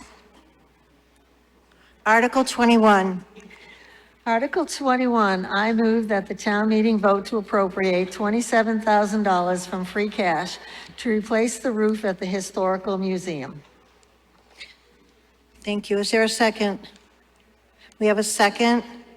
Are there any questions? Any questions on this article? One question, please come up, Mr. Oh my goodness, your name just went out of my head. I know it too. I know his name. Yeah, my name's Russell Talisman, Talisman. Precinct 4. $27,000, that roof isn't that big. How, I just put a new roof on my house for a lot less, and my roof was pretty complicated. How is that number derived, and how are you sending it out to bid? I mean, Yep. Thank you. I there's a think, lot of contractors that could do it for less. yeah, and I thank you for the question, and I believe we had the same question at pre-town meeting, so I'm going to ask Ms. Paquin to answer this question. Yeah, you did. Thank you. Yes, thank you. So the project would be, we would be getting quotes as required by Mass General Law. So this is not the price that we are going to be paying. We just got a quote from a contractor just to get a ballpark. But a typical roof on a municipal building is going to cost more than a residential roof because we do need to pay prevailing wages. That usually doubles the project. So they got, you know, just an idea of what it would be, so they could put it out to bid, and because it's on a municipal building, it's prevailing wages. Are there any other, Mr. Talisman? So when the town puts something out to Could you bid- speak into the mic so all the town When the meeting town, members? when the town puts something out to bid, that, by prevailing wage, so all the bid work has to go union. Ms. Paquin? Yes, anytime that we go out to bid, we ask for a current prevailing wage for the specific project, and that's included in the contract documents. Thank you. Are there any further questions, comments? No? Thought I saw your hand. Seeing none, we'll vote on Article 21. Simple majority.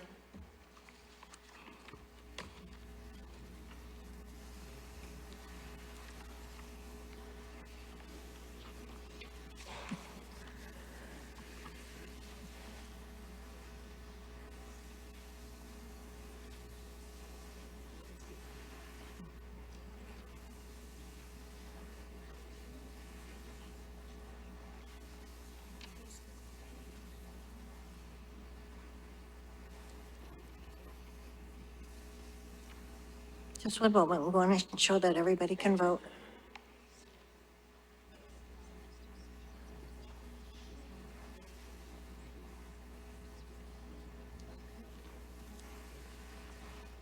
Yes, you're all set.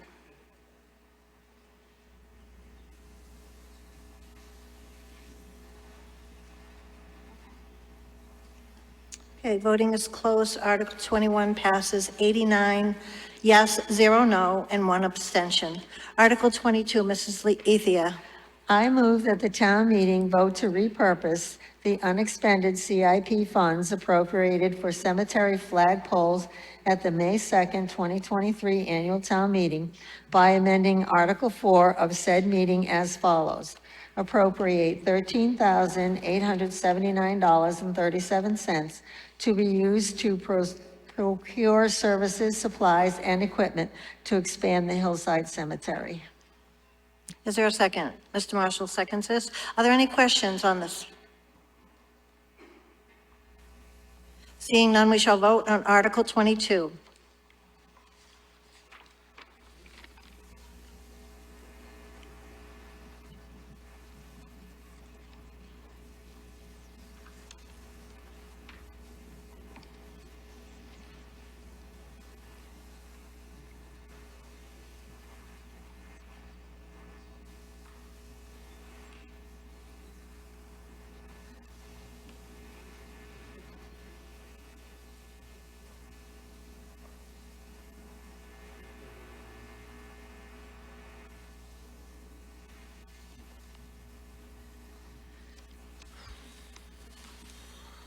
Voting is closed.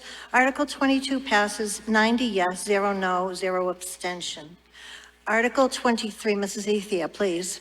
I move that the town meeting vote to accept Nancy Drive as a public way from Vinyl Street to the end of Nancy Drive for a total distance of 1,044 feet, as shown on a plan prepared by B&R Survey Incorporated entitled Street Acceptance Plan prepared for the town of Auburn dated June 10th, 2025, and as filed with the town clerk, and further to authorize the select board to accept deeds and easements for such way, along with any drainage or utility easements ancillary to thereto.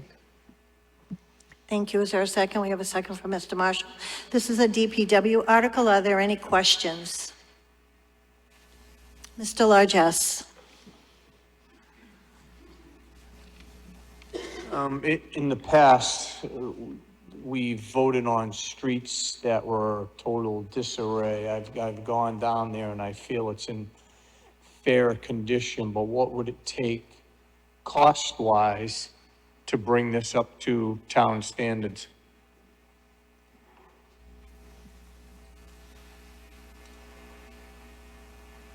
I think she's pulling up the numbers now.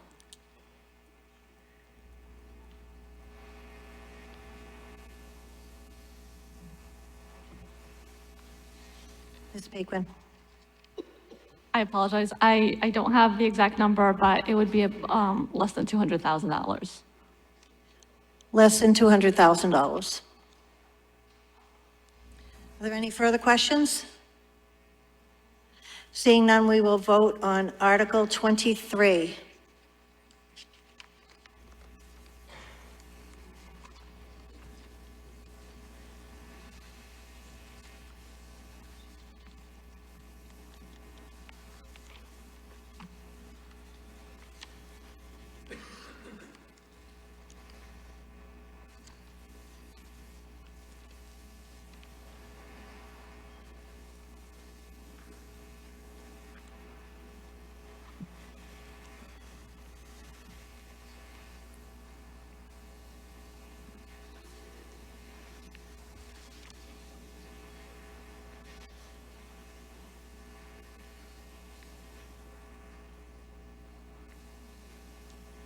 Voting is closed on Article 23.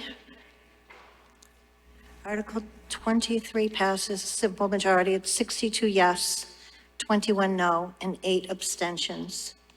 I'm going to ask Mrs. Ethia to read Article 24. I'll get a second, and ask her to read Article 25. I'll get a second. These articles are of the same issue, so we can have a discussion on both articles. This is a citizen's petition. The petitioner is here, and the town manager is also available to answer any questions. So Mrs. Ethia, if you could read Article 24, please. I move that the town meeting vote to further amend Article 14 of the December 15th, 2003 special town meeting by deleting the following condition, which was made as a condition for acceptance. Delivery of bond acceptable to the Auburn Conservation Commission and the Auburn Planning Board within 14 days of the special town meeting of December 15, 2003, in the sum of $100,000. The bond is to be accepted by the planning board prior to the release of the existing bond on Potter Farm Estates. I have a second from Mr. Marshall. So we'll vote separately, but we'll discuss both articles. So Mrs. Ethia, can you please read Article 25? Okay. Article 25. I move that the town meeting vote to accept all the ways in Potter Farm Estates, including Potter Farm Road from South Street to Fox Run Circle for a distance of approximately 2,125 feet. Pine Valley Drive from Potter Farm Road for a distance of approximately 930 feet. Deerfield Circle from Potter Farm Road to the end for a distance of approximately 551 feet. Birchwood Circle from Potter Farm Road to the end for a distance of approximately 415 feet. Cranberry Lane from Potter Farm Road to the end for a distance of approximately 197 feet.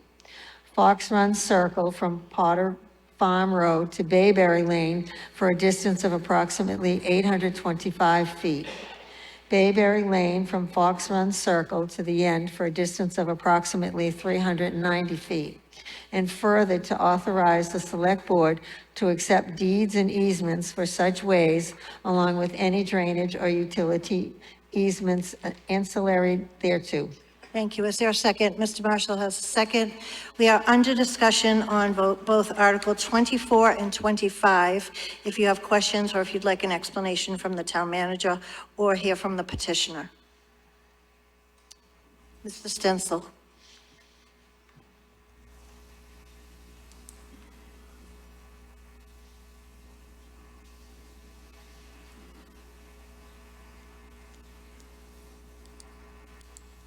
John Stencil, Precinct 5. I remember that $100,000 bond was put on there so that we would have leverage over these developers before they finished the roads. They weren't finishing the roads. I don't know why we want to remove that at all. And I think we should vote both of these articles down. So as the article states, this originally came in front of you back on December 15th, 2003, and these streets were accepted. All of them were accepted. Unfortunately, there was a bond that the developer was supposed to pay back in 2003, and they never did. This is to remove that obligation, so these homeowners who no longer have an association, who no longer have a developer, no longer have that stipulation, that requirement. So it was accepted in 2003. This is just removing a requirement that would actually be put on the homeowners at this point. And there is no association, just to clarify. I think that's it. Any other questions? Are there any other questions? Please. Matthew Denham, Precinct 2. So if these roads were accepted back in 2003, have they been taken care of since 2003 and just the $100,000 bond just ignored, I guess? Good question. The bond was never paid. We maintain the streets to ensure that public safety vehicles can go through. We have done limited work on potholes, on sidewalks, but it has been limited. We do have a request for a stop sign. We didn't move forward and do a stop sign because it is still considered a private street, even though town meeting accepted it back in 2003. This is basically an article to just ensure that the residents in that area don't have to pay something that their developer committed to.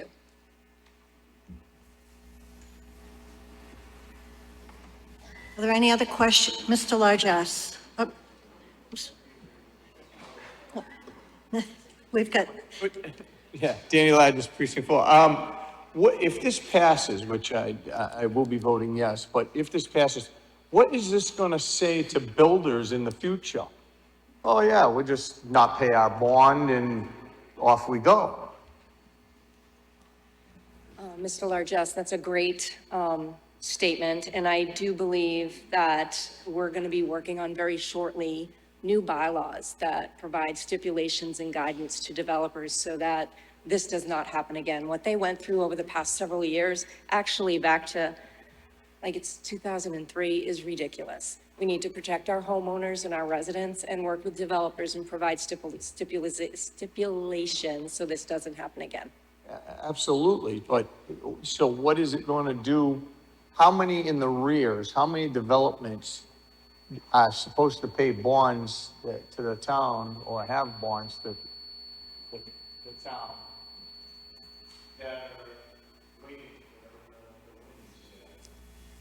I don't know any besides this one. This is the only one I'm aware of.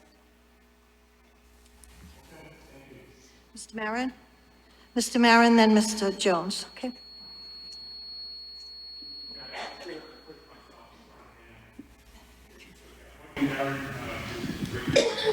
Not that it's dragged around, I think we'll be all through, so we don't want the homeowners to take it further on. But I think it's prudent to say, why is the developer going to do this? Do we have a hope to actually now? I mean, why did this even happen? And I think the town, we deserve an explanation for that. We certainly don't want the homeowners in that area. I'm not close to it, so it doesn't affect me personally, but we wouldn't want anybody to take this burden on. So let's get a lot of money in that. I think we probably will work. But why do we let this happen? And why do we want the recourse contract? Do you want to answer that? Or just one? Okay, Mr. Jones?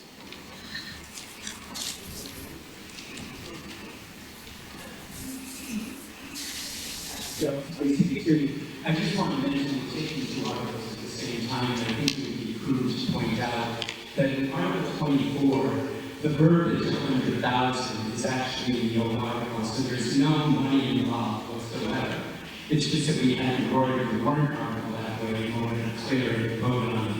But there is no money, and it was, when Tom Manager said there was no borrowing done, what we're saying is we're just, I believe, saying that just clearing the prior warrant article, there's never any borrowings in the state. So that $100,000 that you're seeing isn't something that the town has to come up with as the taxpayers paying. It's just there because it has to repeat verbiage. So 24 is separate than 25. But my question on 25 is, there was a $200,000 value given to an article a couple back. And there's the very first one I did bring up, but I think there's 2,125 feet. Is there going to be some additional costs as well? Because that equates to about 400,000. And I just want some clarification. Thank you. The DPW Director, Joanna Paquin, will answer that question.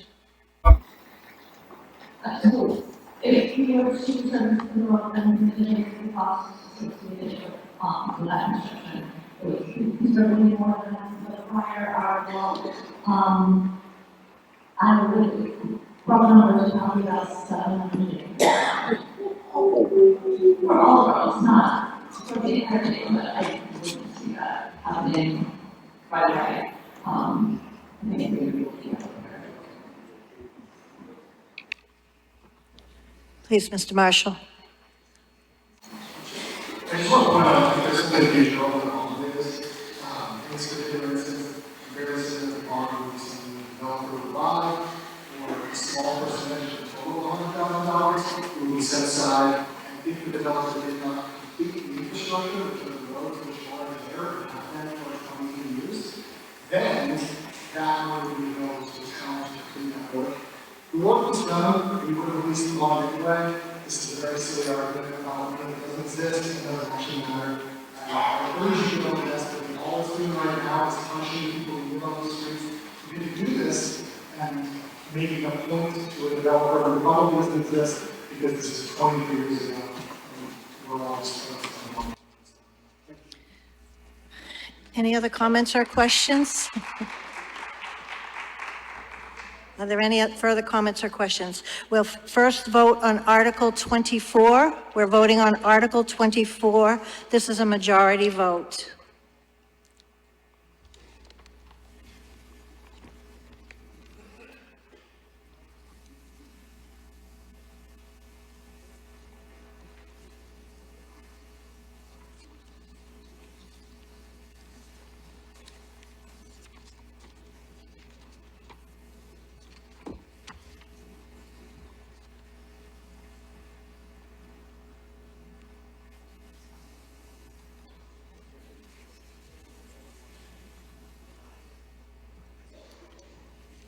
Anyone else who wishes to vote?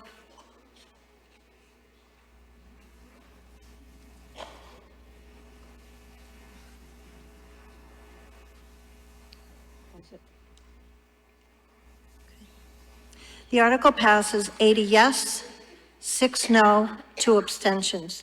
We'll now vote on Article 25. This is a majority vote.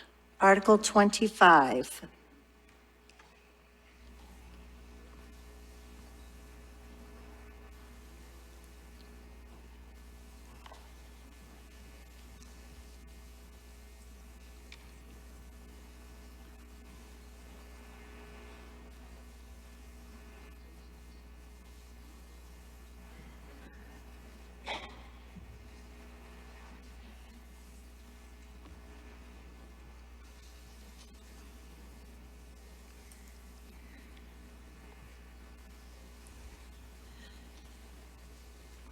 Is there someone upstairs in the studio? You going to take care of it? Okay, thank you. We're voting on Article 25.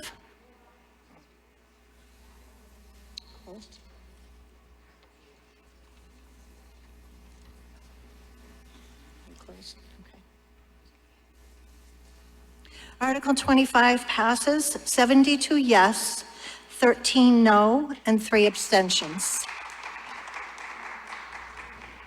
Article 26, I need to make a statement. Article 26, based on advice from the Massachusetts Ethics Commission, I will be recusing myself from this article. This is a home rule petition, and I cannot act on any matter in the purview of a state agency of which I am employed. I will now step down and call on Assistant Moderator Charlie Baker to handle Article 26. Behind you, there you go.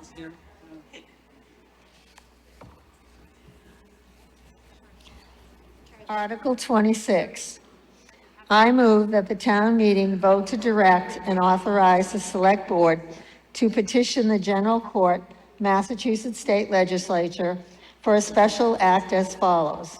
An act providing for rent regulation and control of eviction in manufactured housing parks in the town of Auburn. Be it enacted by the Senate and House of Representatives in general court assembled and by the authority of the same as follows. Section 1. The town of Auburn, Mass. may, by bylaw, regulate rents for the use of occupancy of manufactured housing parks in said town, establish a rent board or other administrative body, and regulate evictions in such parks. Section 2. The board shall have the authority to establish a maximum allowable rent, review rent increases, and set standards for fair net operating income for park owners in accordance with General Law, Chapter 140, Section 32A to 32S.53. Section 3. This act shall take effect upon its passage. and further to authorize the Select Board to accept changes to such an act as may be within the scope of the same, as may be directed by the legislature. Is there a second? There is. Are there any questions?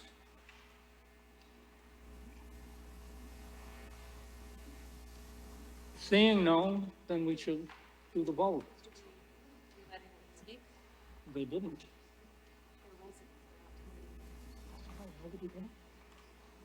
Nobody got up. Either. I didn't see anybody. Seriously. Okay.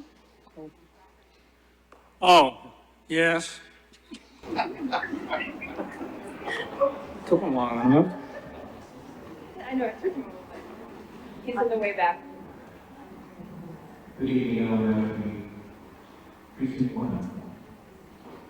I was the person who presented this morning for the town. Traditionally, the person who presents the warrant article is the speaker. So here I am. 2 years ago, an organization of lawyers for civil rights approached the Office of Board of Selectmen and said that there was a problem with 2 of the parks in the town. A company named Parakeet, backed by financial investors, bought the parks and raised the rent extraordinarily on these residents. To the point where they just couldn't afford it. They testified before the Board of Selectmen on what they were going through. Most of these residents are retirees and people who don't have the best of health. And this is where they got to retire. And the testimony, I watched it on video, and the testimony was heart-wrenching. I couldn't believe what was happening to these 2 parks. Later on, I discovered that really nothing had taken place. The lawyer recommended the town move forward with the warrant article. And since nothing happened, I decided to take it upon myself to do such a warrant article. The article was voted favorably on by the Board of Selectmen, it was a unanimous decision, and Finance Committee voted to defer the petition. And I'd like to thank Selectman Cochrane because he signed the warrant article, and 2 of the gentlemen on the Finance Committee were heard saying that they most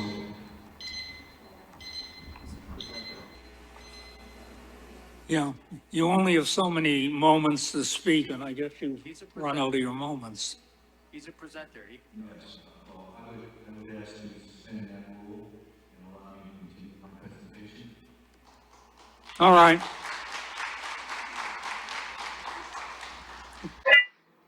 And 2 of the people on the Finance Committee were heard saying that they would personally vote for this also. Let me just, and I'll try to speed up because I know it's been a long night. This is what lawyers for civil rights found. Parakeet owns and operates the American Western Pine Mobile Home Parks. The parks are largely inhabited by residents living on low and fixed incomes, often due to advanced age and disability. Many of the park residents are retired or disabled and rely on Social Security savings to meet their monthly expenses. Numerous others have costly medical conditions that strain their finances. Mobile home communities have long given financially vulnerable people the option to live in a standalone home that is relatively affordable. As the Massachusetts Appeals Court has recognized, these communities provide a viable, affordable housing option to many elderly persons and families of low and moderate income, who are often lacking in resources and deserving of legal protection.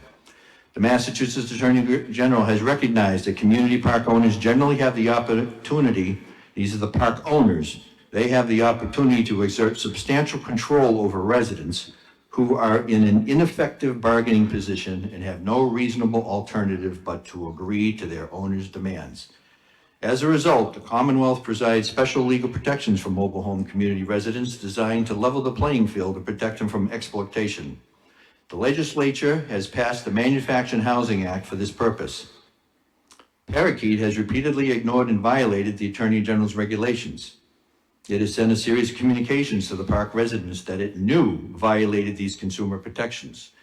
These actions include, but are not limited to, withholding information and documents that residents were legally entitled to have as they considered new lease and tenancy offers, refusing to provide mandatory 5-year lease offers to the renewing residents, imposing non-uniform rent increases on residents within the same tenant class, subjecting residents to illegal lease provisions, making false and misleading claims as to the nature and terms of lease offers, and charging unconscionable rent amounts that vastly exceed fair market rental rates.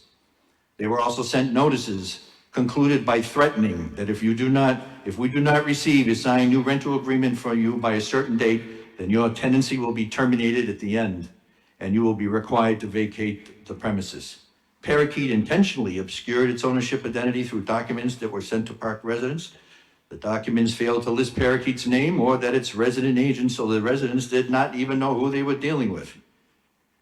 These illegal actions have caused these folks to experience increased stress, fear, and anxiety, and exacerbated the mental and physical conditions of the affected residents, and have caused similar emotional distress injuries. And some of the park people who live here are here tonight. If you're here, give yourself a round of applause. Thank you for your indulgence, and I'd be glad to answer any questions. Are there any questions? I think, John?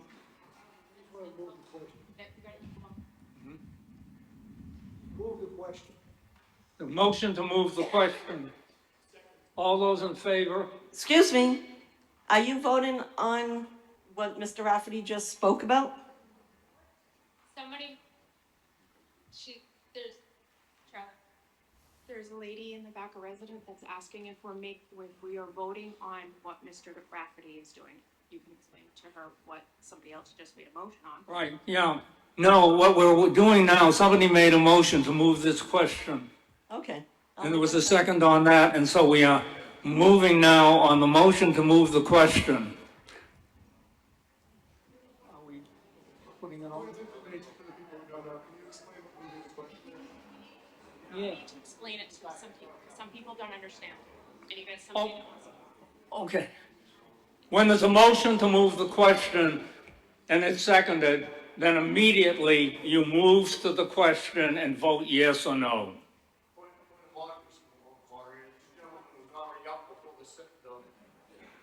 Yeah, there was people that was standing already.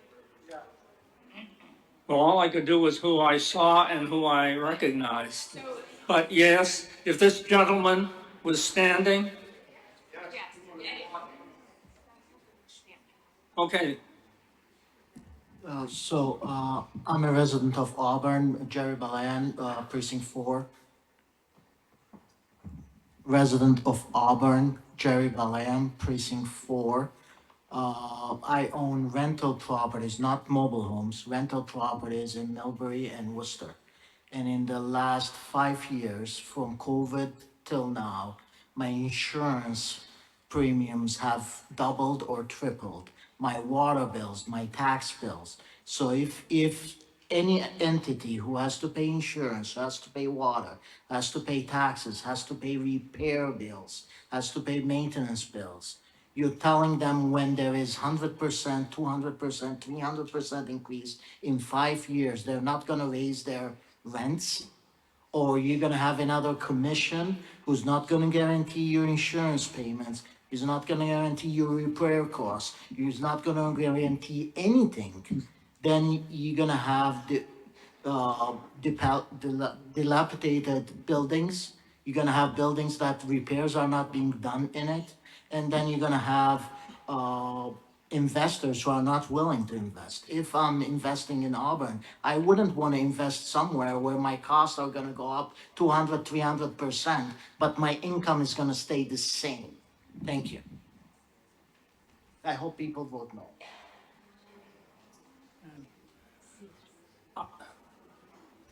Are there any, oh, yeah, Andrew Toth, Precinct 3, vote to move. Vote to move on the question? you want a vote to move the question? Yeah. All right. Question. We have a motion and a second to move the question. So, I guess, all those, huh? Yeah. Point of order, I have a question.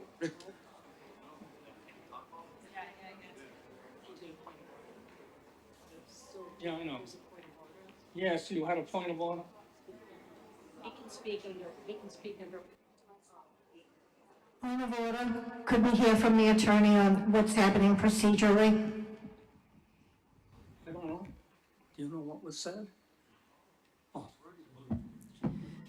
So when you move the question, that means that the debate ends and the vote continues on the actual question. So there will be no more debate if this passes and no more questions.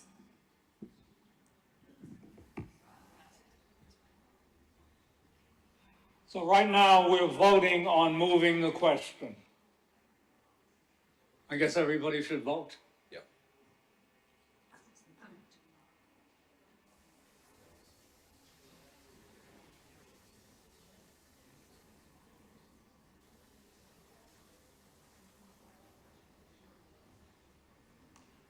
So then nothing.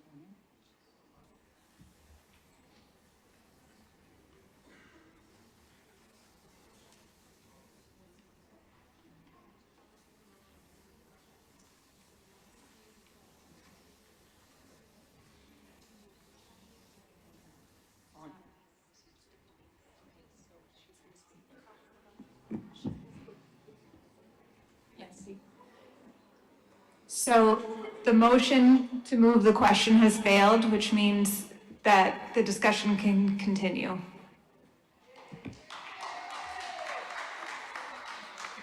So now we are debating the question. Yes, Matthew Denham, Precinct 2. So I guess my first question, it was brought up that this was first raised back in 2024. So my question is, it's 2 years, there's been several town meetings. I guess why wasn't a warrant article raised in those past 2 years? That's my first question. So it's kind of a two-parter, sorry. And then my second question is, it's been very well known that the two mobile home communities, Parakeet has been problematic, the Parakeet owners. But has there been any research done as to the other, because it looks like there's seven mobile home communities. Is there any problems with those other mobile home communities? I think if you looked at the pre-town meeting, there was a lot of strong support with the other communities in how this article might impact the other communities, because it sounds like there's a lot of family-owned communities and maybe even owner-owned communities. So if the town might be able to answer that, or even Mr. Rafferty, because I think we were supposed to do some research into how other communities are handling this type of article. So that's just my two-part question, whoever can answer that. okay. Mr. Rafferty, did you have something to say to that?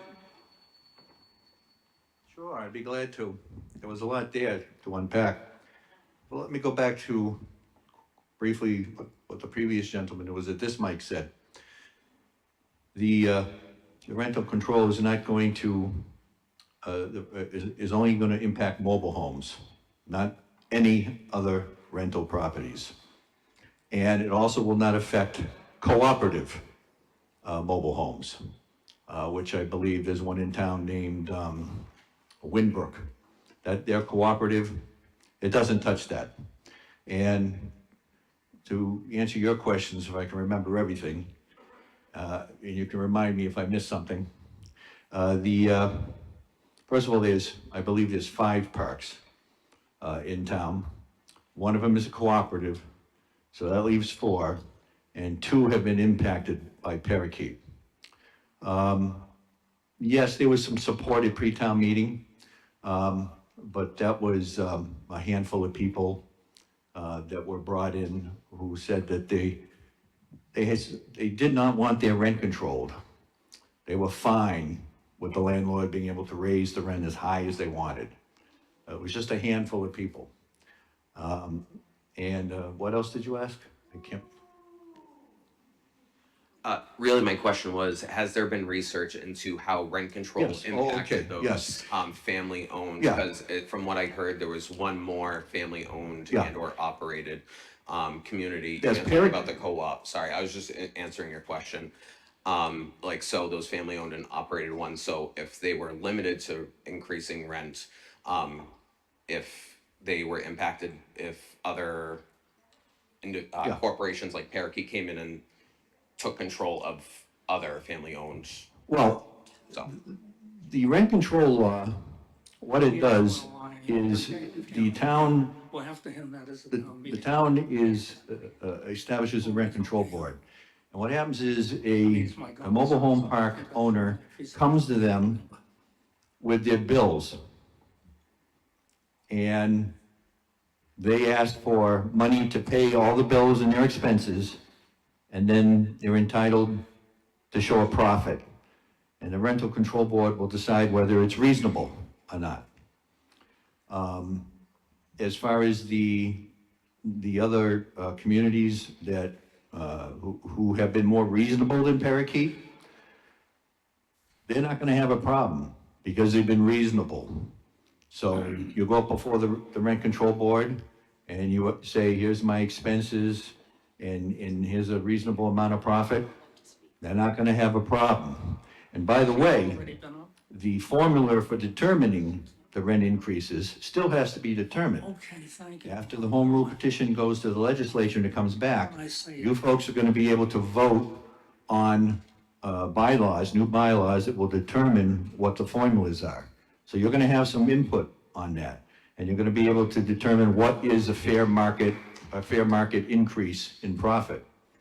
But here's the problem.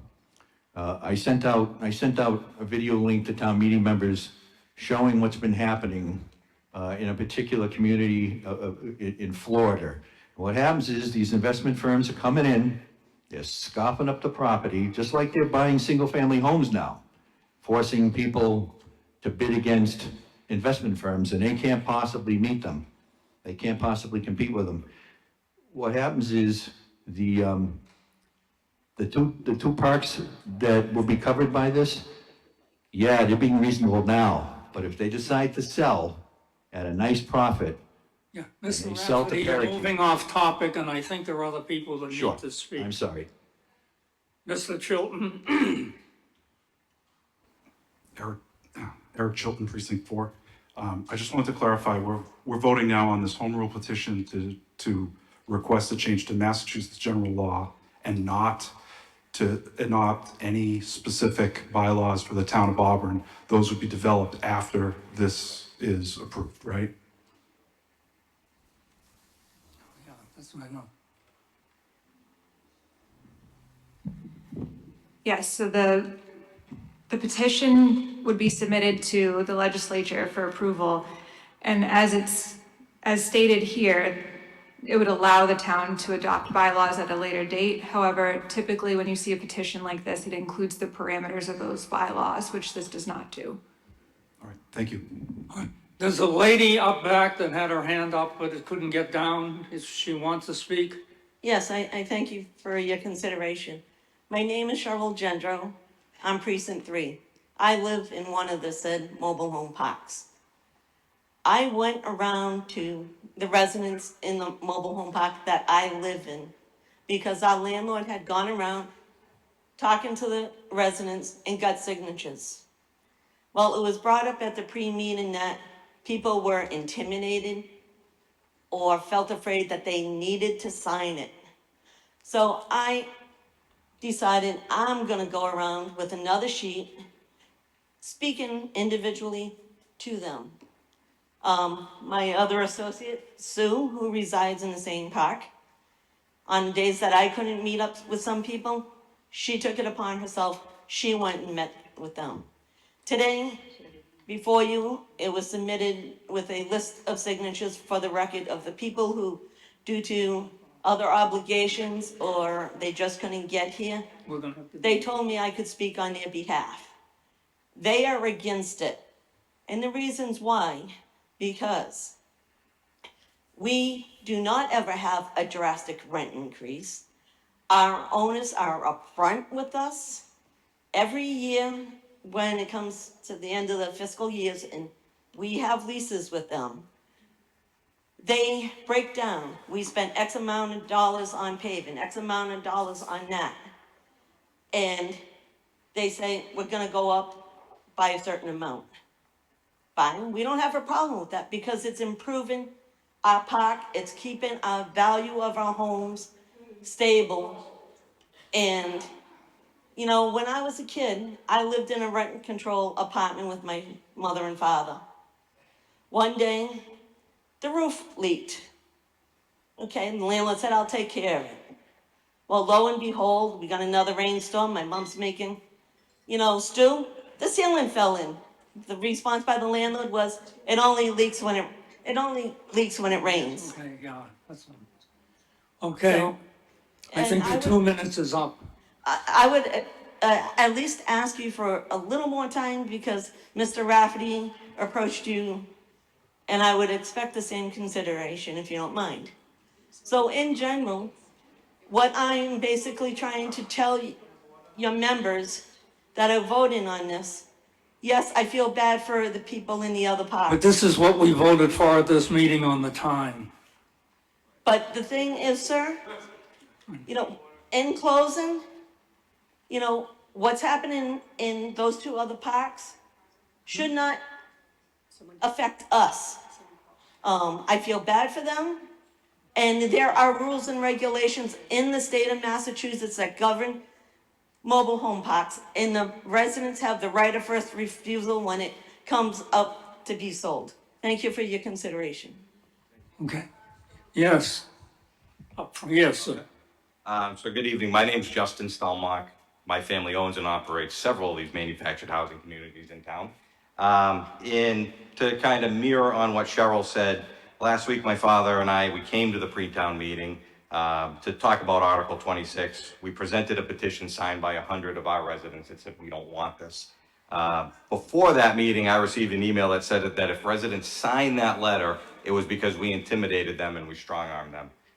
Then at that meeting, that same idea was repeated where it was said that because we are the landlord, we have to ask whether we pressured them into signing it. So tonight, I want to address that directly because what that suggests is that our residents' voices don't count. Clearly, Cheryl is here. We have a lot more residents here and some that couldn't be here.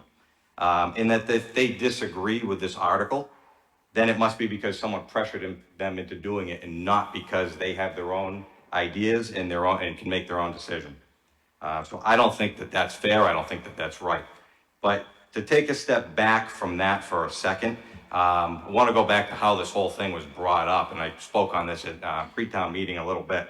That had Cheryl, that just spoke, not seen a post about this on Facebook, then what likely would have happened tonight is this whole thing would have gone to vote with no real input from us as owners or any of our residents. And to me, that's just completely not right. Because even today, I received an email from Parakeet, and it was from a resident at Whispering Pines who wanted it to be known that they are happy in the community. And why does that matter? Because it at least shows that there isn't just one viewpoint from the residents in Parakeet. There's obviously people here that are for rent control. So what I'm doing and what I would ask is that at a minimum, let's take a step back and let's think about this and listen to all the residents that matter and all the residents that this is going to affect if this gets voted on tonight. Thank you. Is there anybody else that we said? Yeah, I know that. Yes. I just want to say, the thing that we're voting on tonight is asking the state to allow the town of Auburn to make its own bylaws, correct? So we would then have to have those bylaws reviewed by multiple committees within town. I am on the zoning bylaw review committee. I believe Eric Chilton, who also got up before, is he's the chair of the zoning bylaw committee. This is not making any rules tonight. This is putting it before the town. I don't know if it's a zoning bylaw or a standard bylaw, but either way, this is gonna have to be reviewed. All this is doing is authorizing the town to take steps to implement a bylaw. There are no limits on rent right now. There's no actual step that's going to hurt any of the people who live in those parks or the people who own them at this point. You'll have opportunities to make public comment at those meetings and do whatever else you want to do. And town meeting will then have to vote on that bylaw to actually approve it. So all this is doing is allowing us to take the steps that will allow us to protect the people who live in those parks. And if you don't want to even investigate it, I guess go ahead and vote no. If you do, vote yes. All right, next. Yes. I have a really quick question, just kind of off that. He's letting me go. Matthew Dunn, Precinct 2. This can be to the town or whoever, I guess. I think just off of that, because of all this question back and forth with bylaws, is it, oh.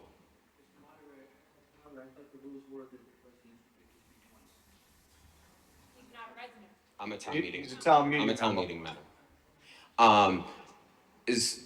Do we really just vote on allowing the Mass General Law to be passed without any details in regards to bylaw, or would we be able to be more elaborative regarding the bylaw?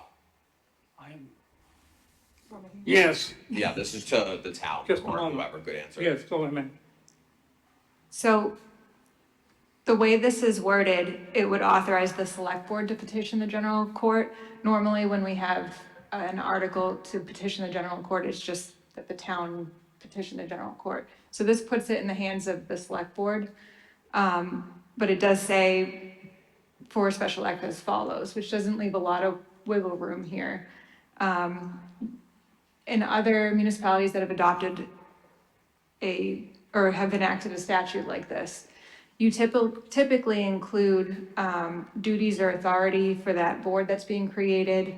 You have the ability to impose fines for violations. You have factors for considering when rate setting is appropriate.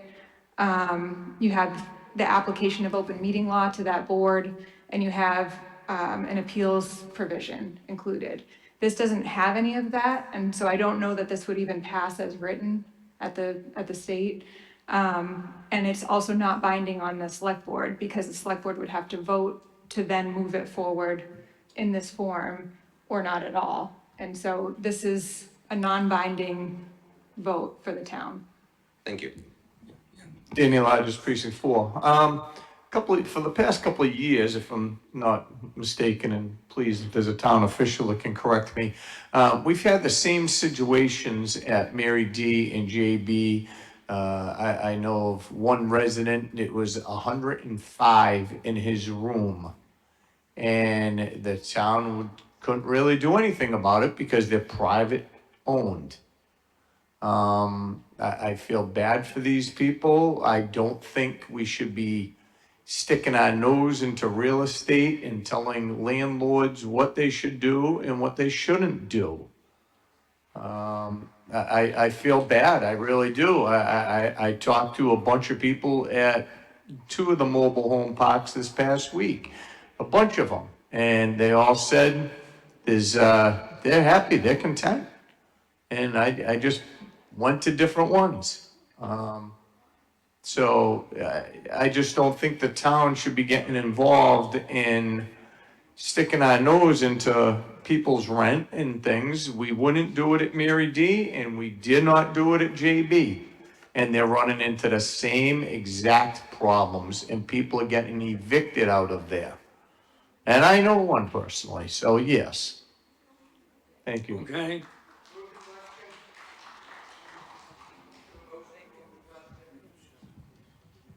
Somebody asked to move the question. Is there a second on that? He should get at the end of the line once he moves the question. He can't interrupt the line Move the question. He wants to move the question. Speak the Can you? No, he's not, no. I hope you can hear me. Okay. As with any democracy, there is good, there's bad, there's for us, and there is against us. But there has to be an even channel. Somebody has to protect us. We pay taxes to the town of Auburn.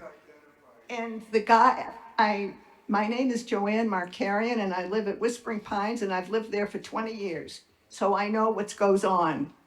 And we do pay taxes to the town of Auburn. There is no management company there. If there is, none of us ever hear from them. We never get a telephone number. We don't even know where they are, where they're located, and who they are. I did finally get a name from the property owner manager somewhere in Florida. And if I need anything or want anything about weather or things that have happened in the park, I do call him. And he refers everything to some general manager whom we never hear from. We have no idea what's going on. And all I can say is that he did send a letter around to us recently because he did raise the rent. And he's telling us we have to pay more taxes. So I think the town of Auburn owes us some consideration, some recognition, maybe some protection, however you want to vote on it, however you want to put it together. And if you want to call me, my phone's listed in the telephone book. Thank you. Yes. Doug Nelson, no. Thank you, Chief. Precinct 2.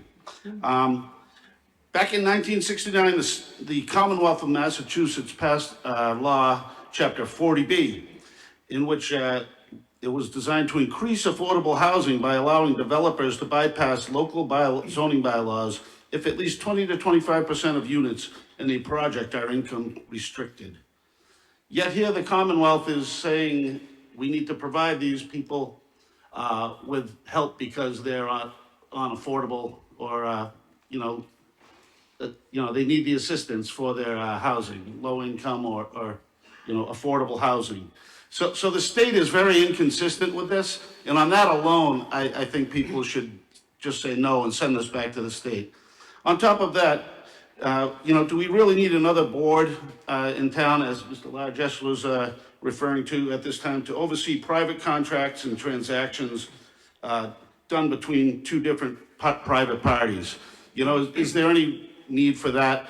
There are protections in place right now, according to some other people that have spoken at the pre-town meeting, and there are protections in place which would apply to the parrot or parakeet, whichever it is, park dwellers, but for those individuals that said this, they can speak on this if they so choose. But I think town council even just, mentioned a little bit on that as well. There's already protections out there for these people, whether it be civil suits or lawsuits or other actions, that are protecting these people in the parks. So I think, we should rely on that as of right now. I'm not seeing, this huge outcry, and it's very much out of the blue here. I think the whole town should step back and gather more info on this before proceeding further. So I would strongly vote no on this. Sean Parody, Precinct 5. I think this deserves its own meeting, and I move to motion to postpone this indefinitely. A motion to Mr. Baker? Definitely. Yes, there is a second?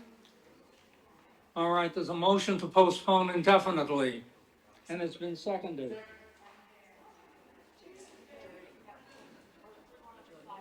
Until we have a meeting. Right, so we're going to vote. The motion is to postpone indefinitely. It has been seconded. It will now be voted. Oh, they've got to create a slide. Couldn't we just raise hands?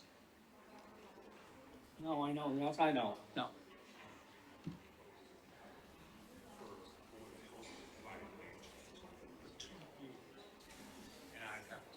And if this motion goes through, that would postpone at this point discussion on this issue? We're ready to vote on it. Now. You can vote now. The motion here is to postpone indefinitely. Point of order. Yes? According to Google, you cannot bring a motion twice in the same meeting. This is a repeat. You made the motion to move the question twice.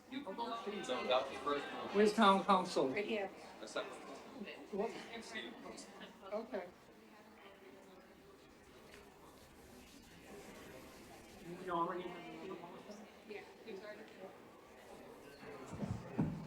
Okay.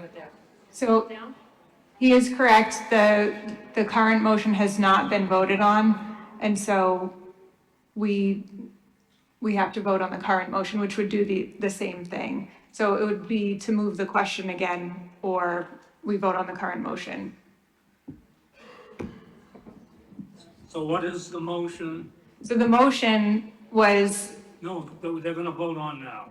so They're not gonna vote? it was taken out of order, so it was improper. So we have a current motion on the floor that's being debated. And that's on the question itself. On the question itself, I move to direct and authorize the select board to petition the general court. So in other words, the people that want to speak on it, they now speak because we can't. Yeah. Because we can't do the same thing again. My name's Mike. I live in one of the trailer parks. You're not coming across on the mic, sir. My name's Mike. I live in one of the trailer parks. I've been fighting with Parakeet for 2 years for Board of Health issues. The Board of Health has, with the new park manager, has been having a hard time getting a hold of them. I also have health issues. I mentioned to my park manager.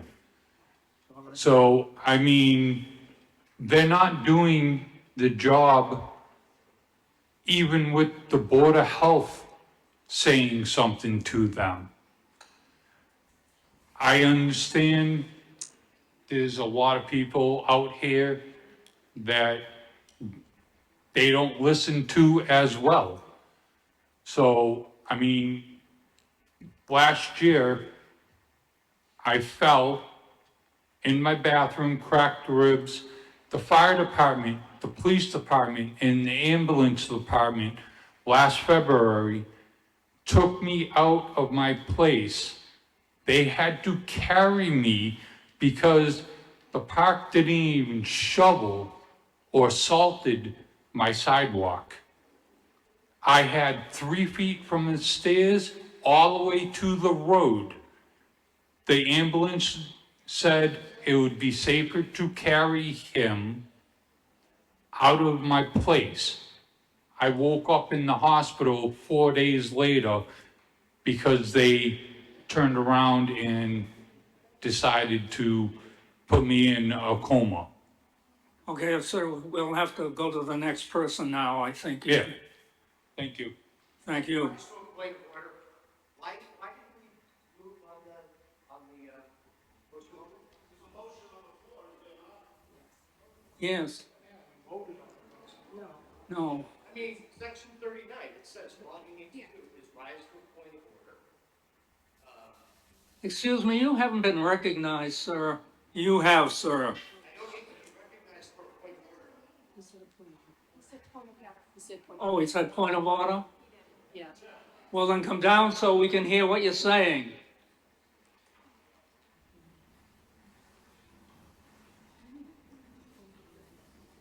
Hi, Jeff, Precinct 1, Labonte.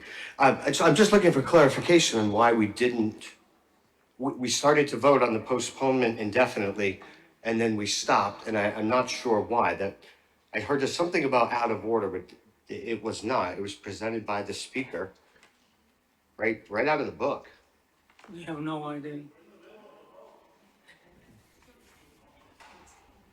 It's on page 91, town meeting time. Section 39. Yeah, no, I know. My book is right there. Huh?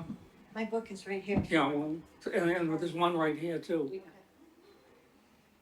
I mean, I have a good, I'll never forgive you. Mr. Baker, can I go?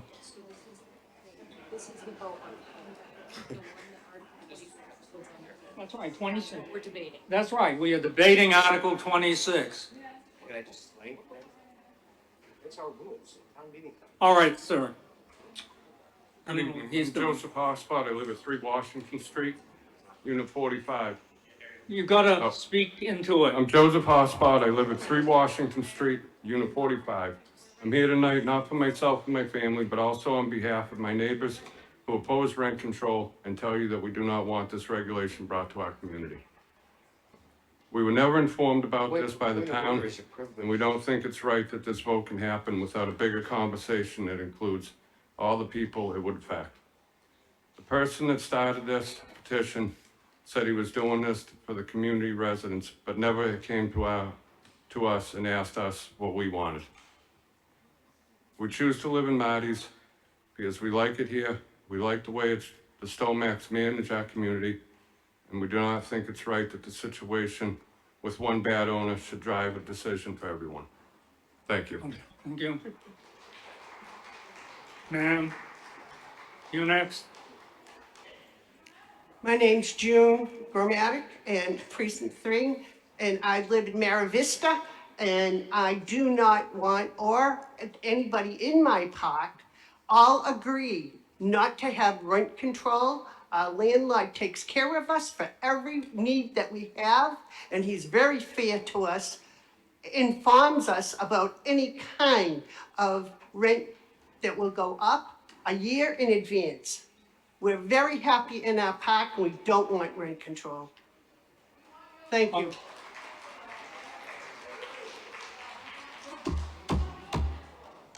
Yes, ma'am. Beth Lazarus, Precinct 5. Can everyone hear me? All right, 22 other towns have rent increase control in Massachusetts, and I think that's correct. I'm not positive. I didn't plan to speak today. But it's very important when someone like Parakeet exploits all these elderly people. You are going to see so many elderly people have to sell or get displaced out of their homes that they can't possibly get their money back for. As soon as everyone knows, and every real estate agent knows in this town, that no one's buying where Parakeet is because they want $1,153 a month for a little plot that we already all own our own homes in Whispering Pines Estates. Now, American is another one where they have renters, and their renters are being charged exorbitant amounts of rent. Now, I know these other mobile home parks are getting fair market value rents. That's all we're looking for. So, but it has to pass or not pass just for us to not have Parakeet exploit us for profit. All they're doing is looking for profit from elderly people. There's so many elderly people in this park, and they aren't going to survive it. That's all I have to say. Thank you. We need the rent increase control to be researched and just form the committee and then see what Parakeet is doing it. And like everyone said, you can't get a hold of them. They don't care about the human being at all. They just want profit. The rest of the town is probably fine, and that wouldn't affect you other people at all. You would have the same rents. We just have exorbitant ones. All right, ma'am. Thank you. Norman Flash, Precinct 2, and again, I'm speaking in favor of moving forward with this article, at least to investigate and see what's going on. I know people that live in these. I have family that live in one of them, and their rents they're on fixed income. They're elderly, some, but most of them are on fixed incomes, and it makes it harder to get these increases and get them through. So I hope we will at least take the time to pass through and investigate what we're going to be doing. Thank you. Hi, my name's Anthony Russo. I live in Southwest Community, one of the parks. Make sure you could be heard, but you have to speak into it. Should I just get closer? How's that? There we go. Hi, my name's Anthony Russo. I live in Southwest Community, one of the mobile home parks, not the ones affected by parakeet. I have owners that are there. I've never had any problems. I've lived there 4 years.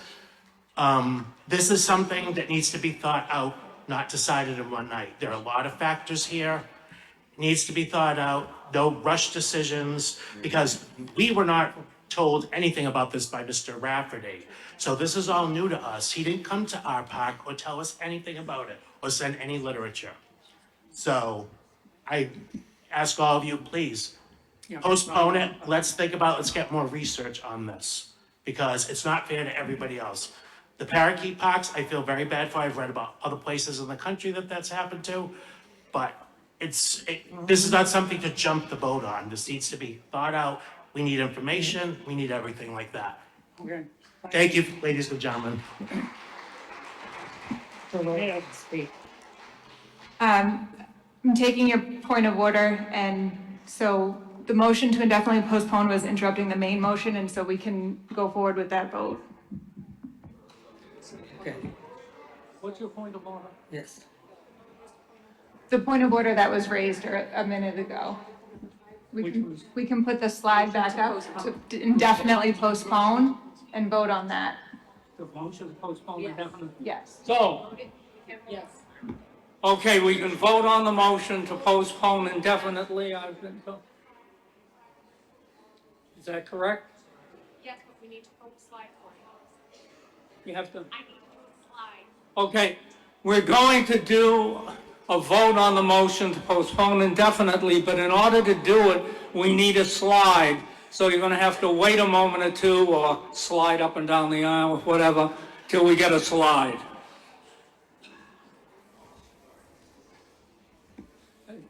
Is that what we're doing? We're all set. You may vote now. So the vote is to postpone indefinitely or not.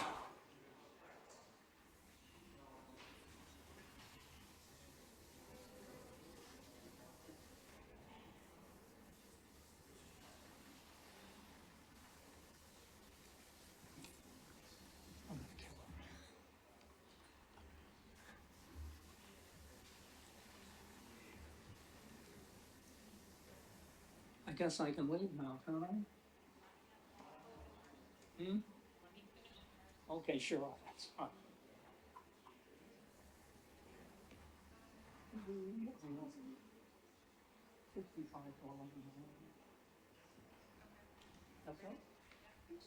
All right, the vote is 65 yes, 14 no, and 6 abstentions.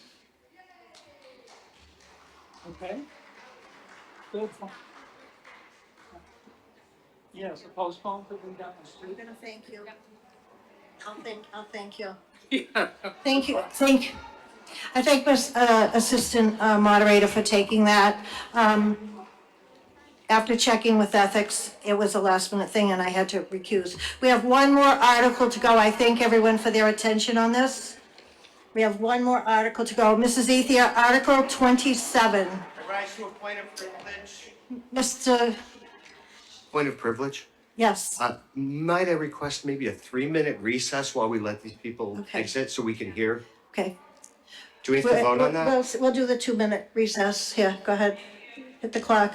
We're in a recess for 2 minutes just so that we can clear the room and hear. And then we will have one article left. I thank everyone for your attention to this tonight. We have one article left, Mr. Murray. Mr. Murray has made a motion to dissolve without handling Article 27. Is there a second? Okay, we have to vote on it. A motion to dissolve before we finish our last article. Yep.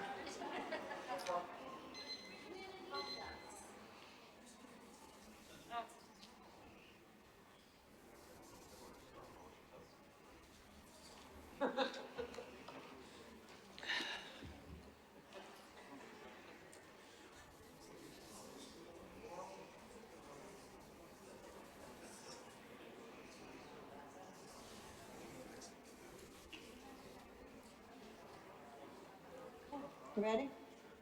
We're ready to vote whether we dissolve without handling the last article. Please vote.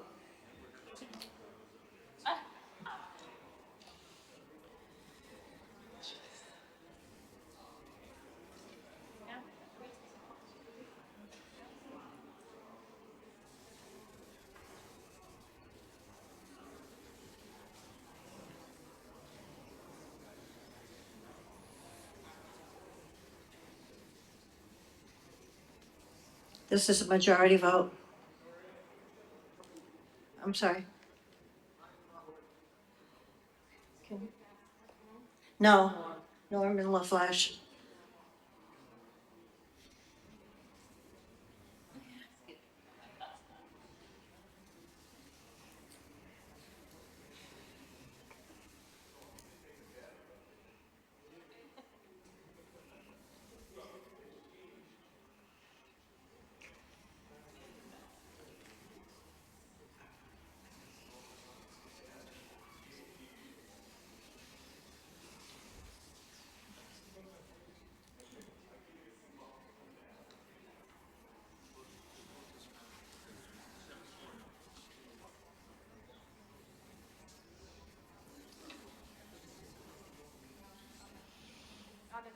We can.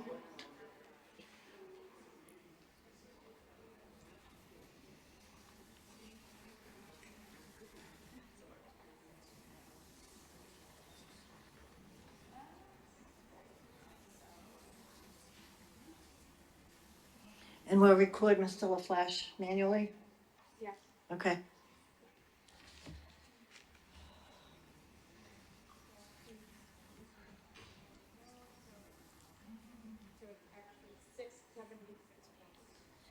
Six, 76, and one abstention. We'll move to Article 27.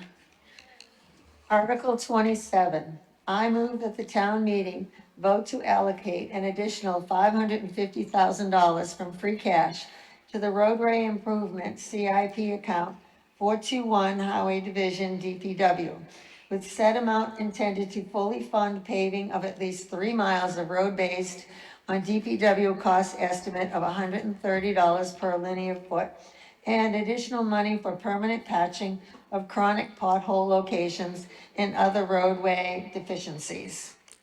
I have a second.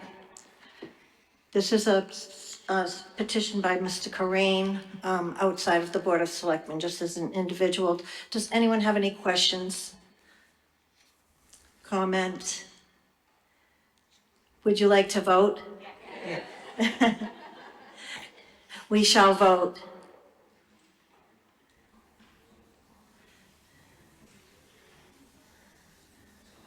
Norm? Yes. And I thank everyone for their patience tonight.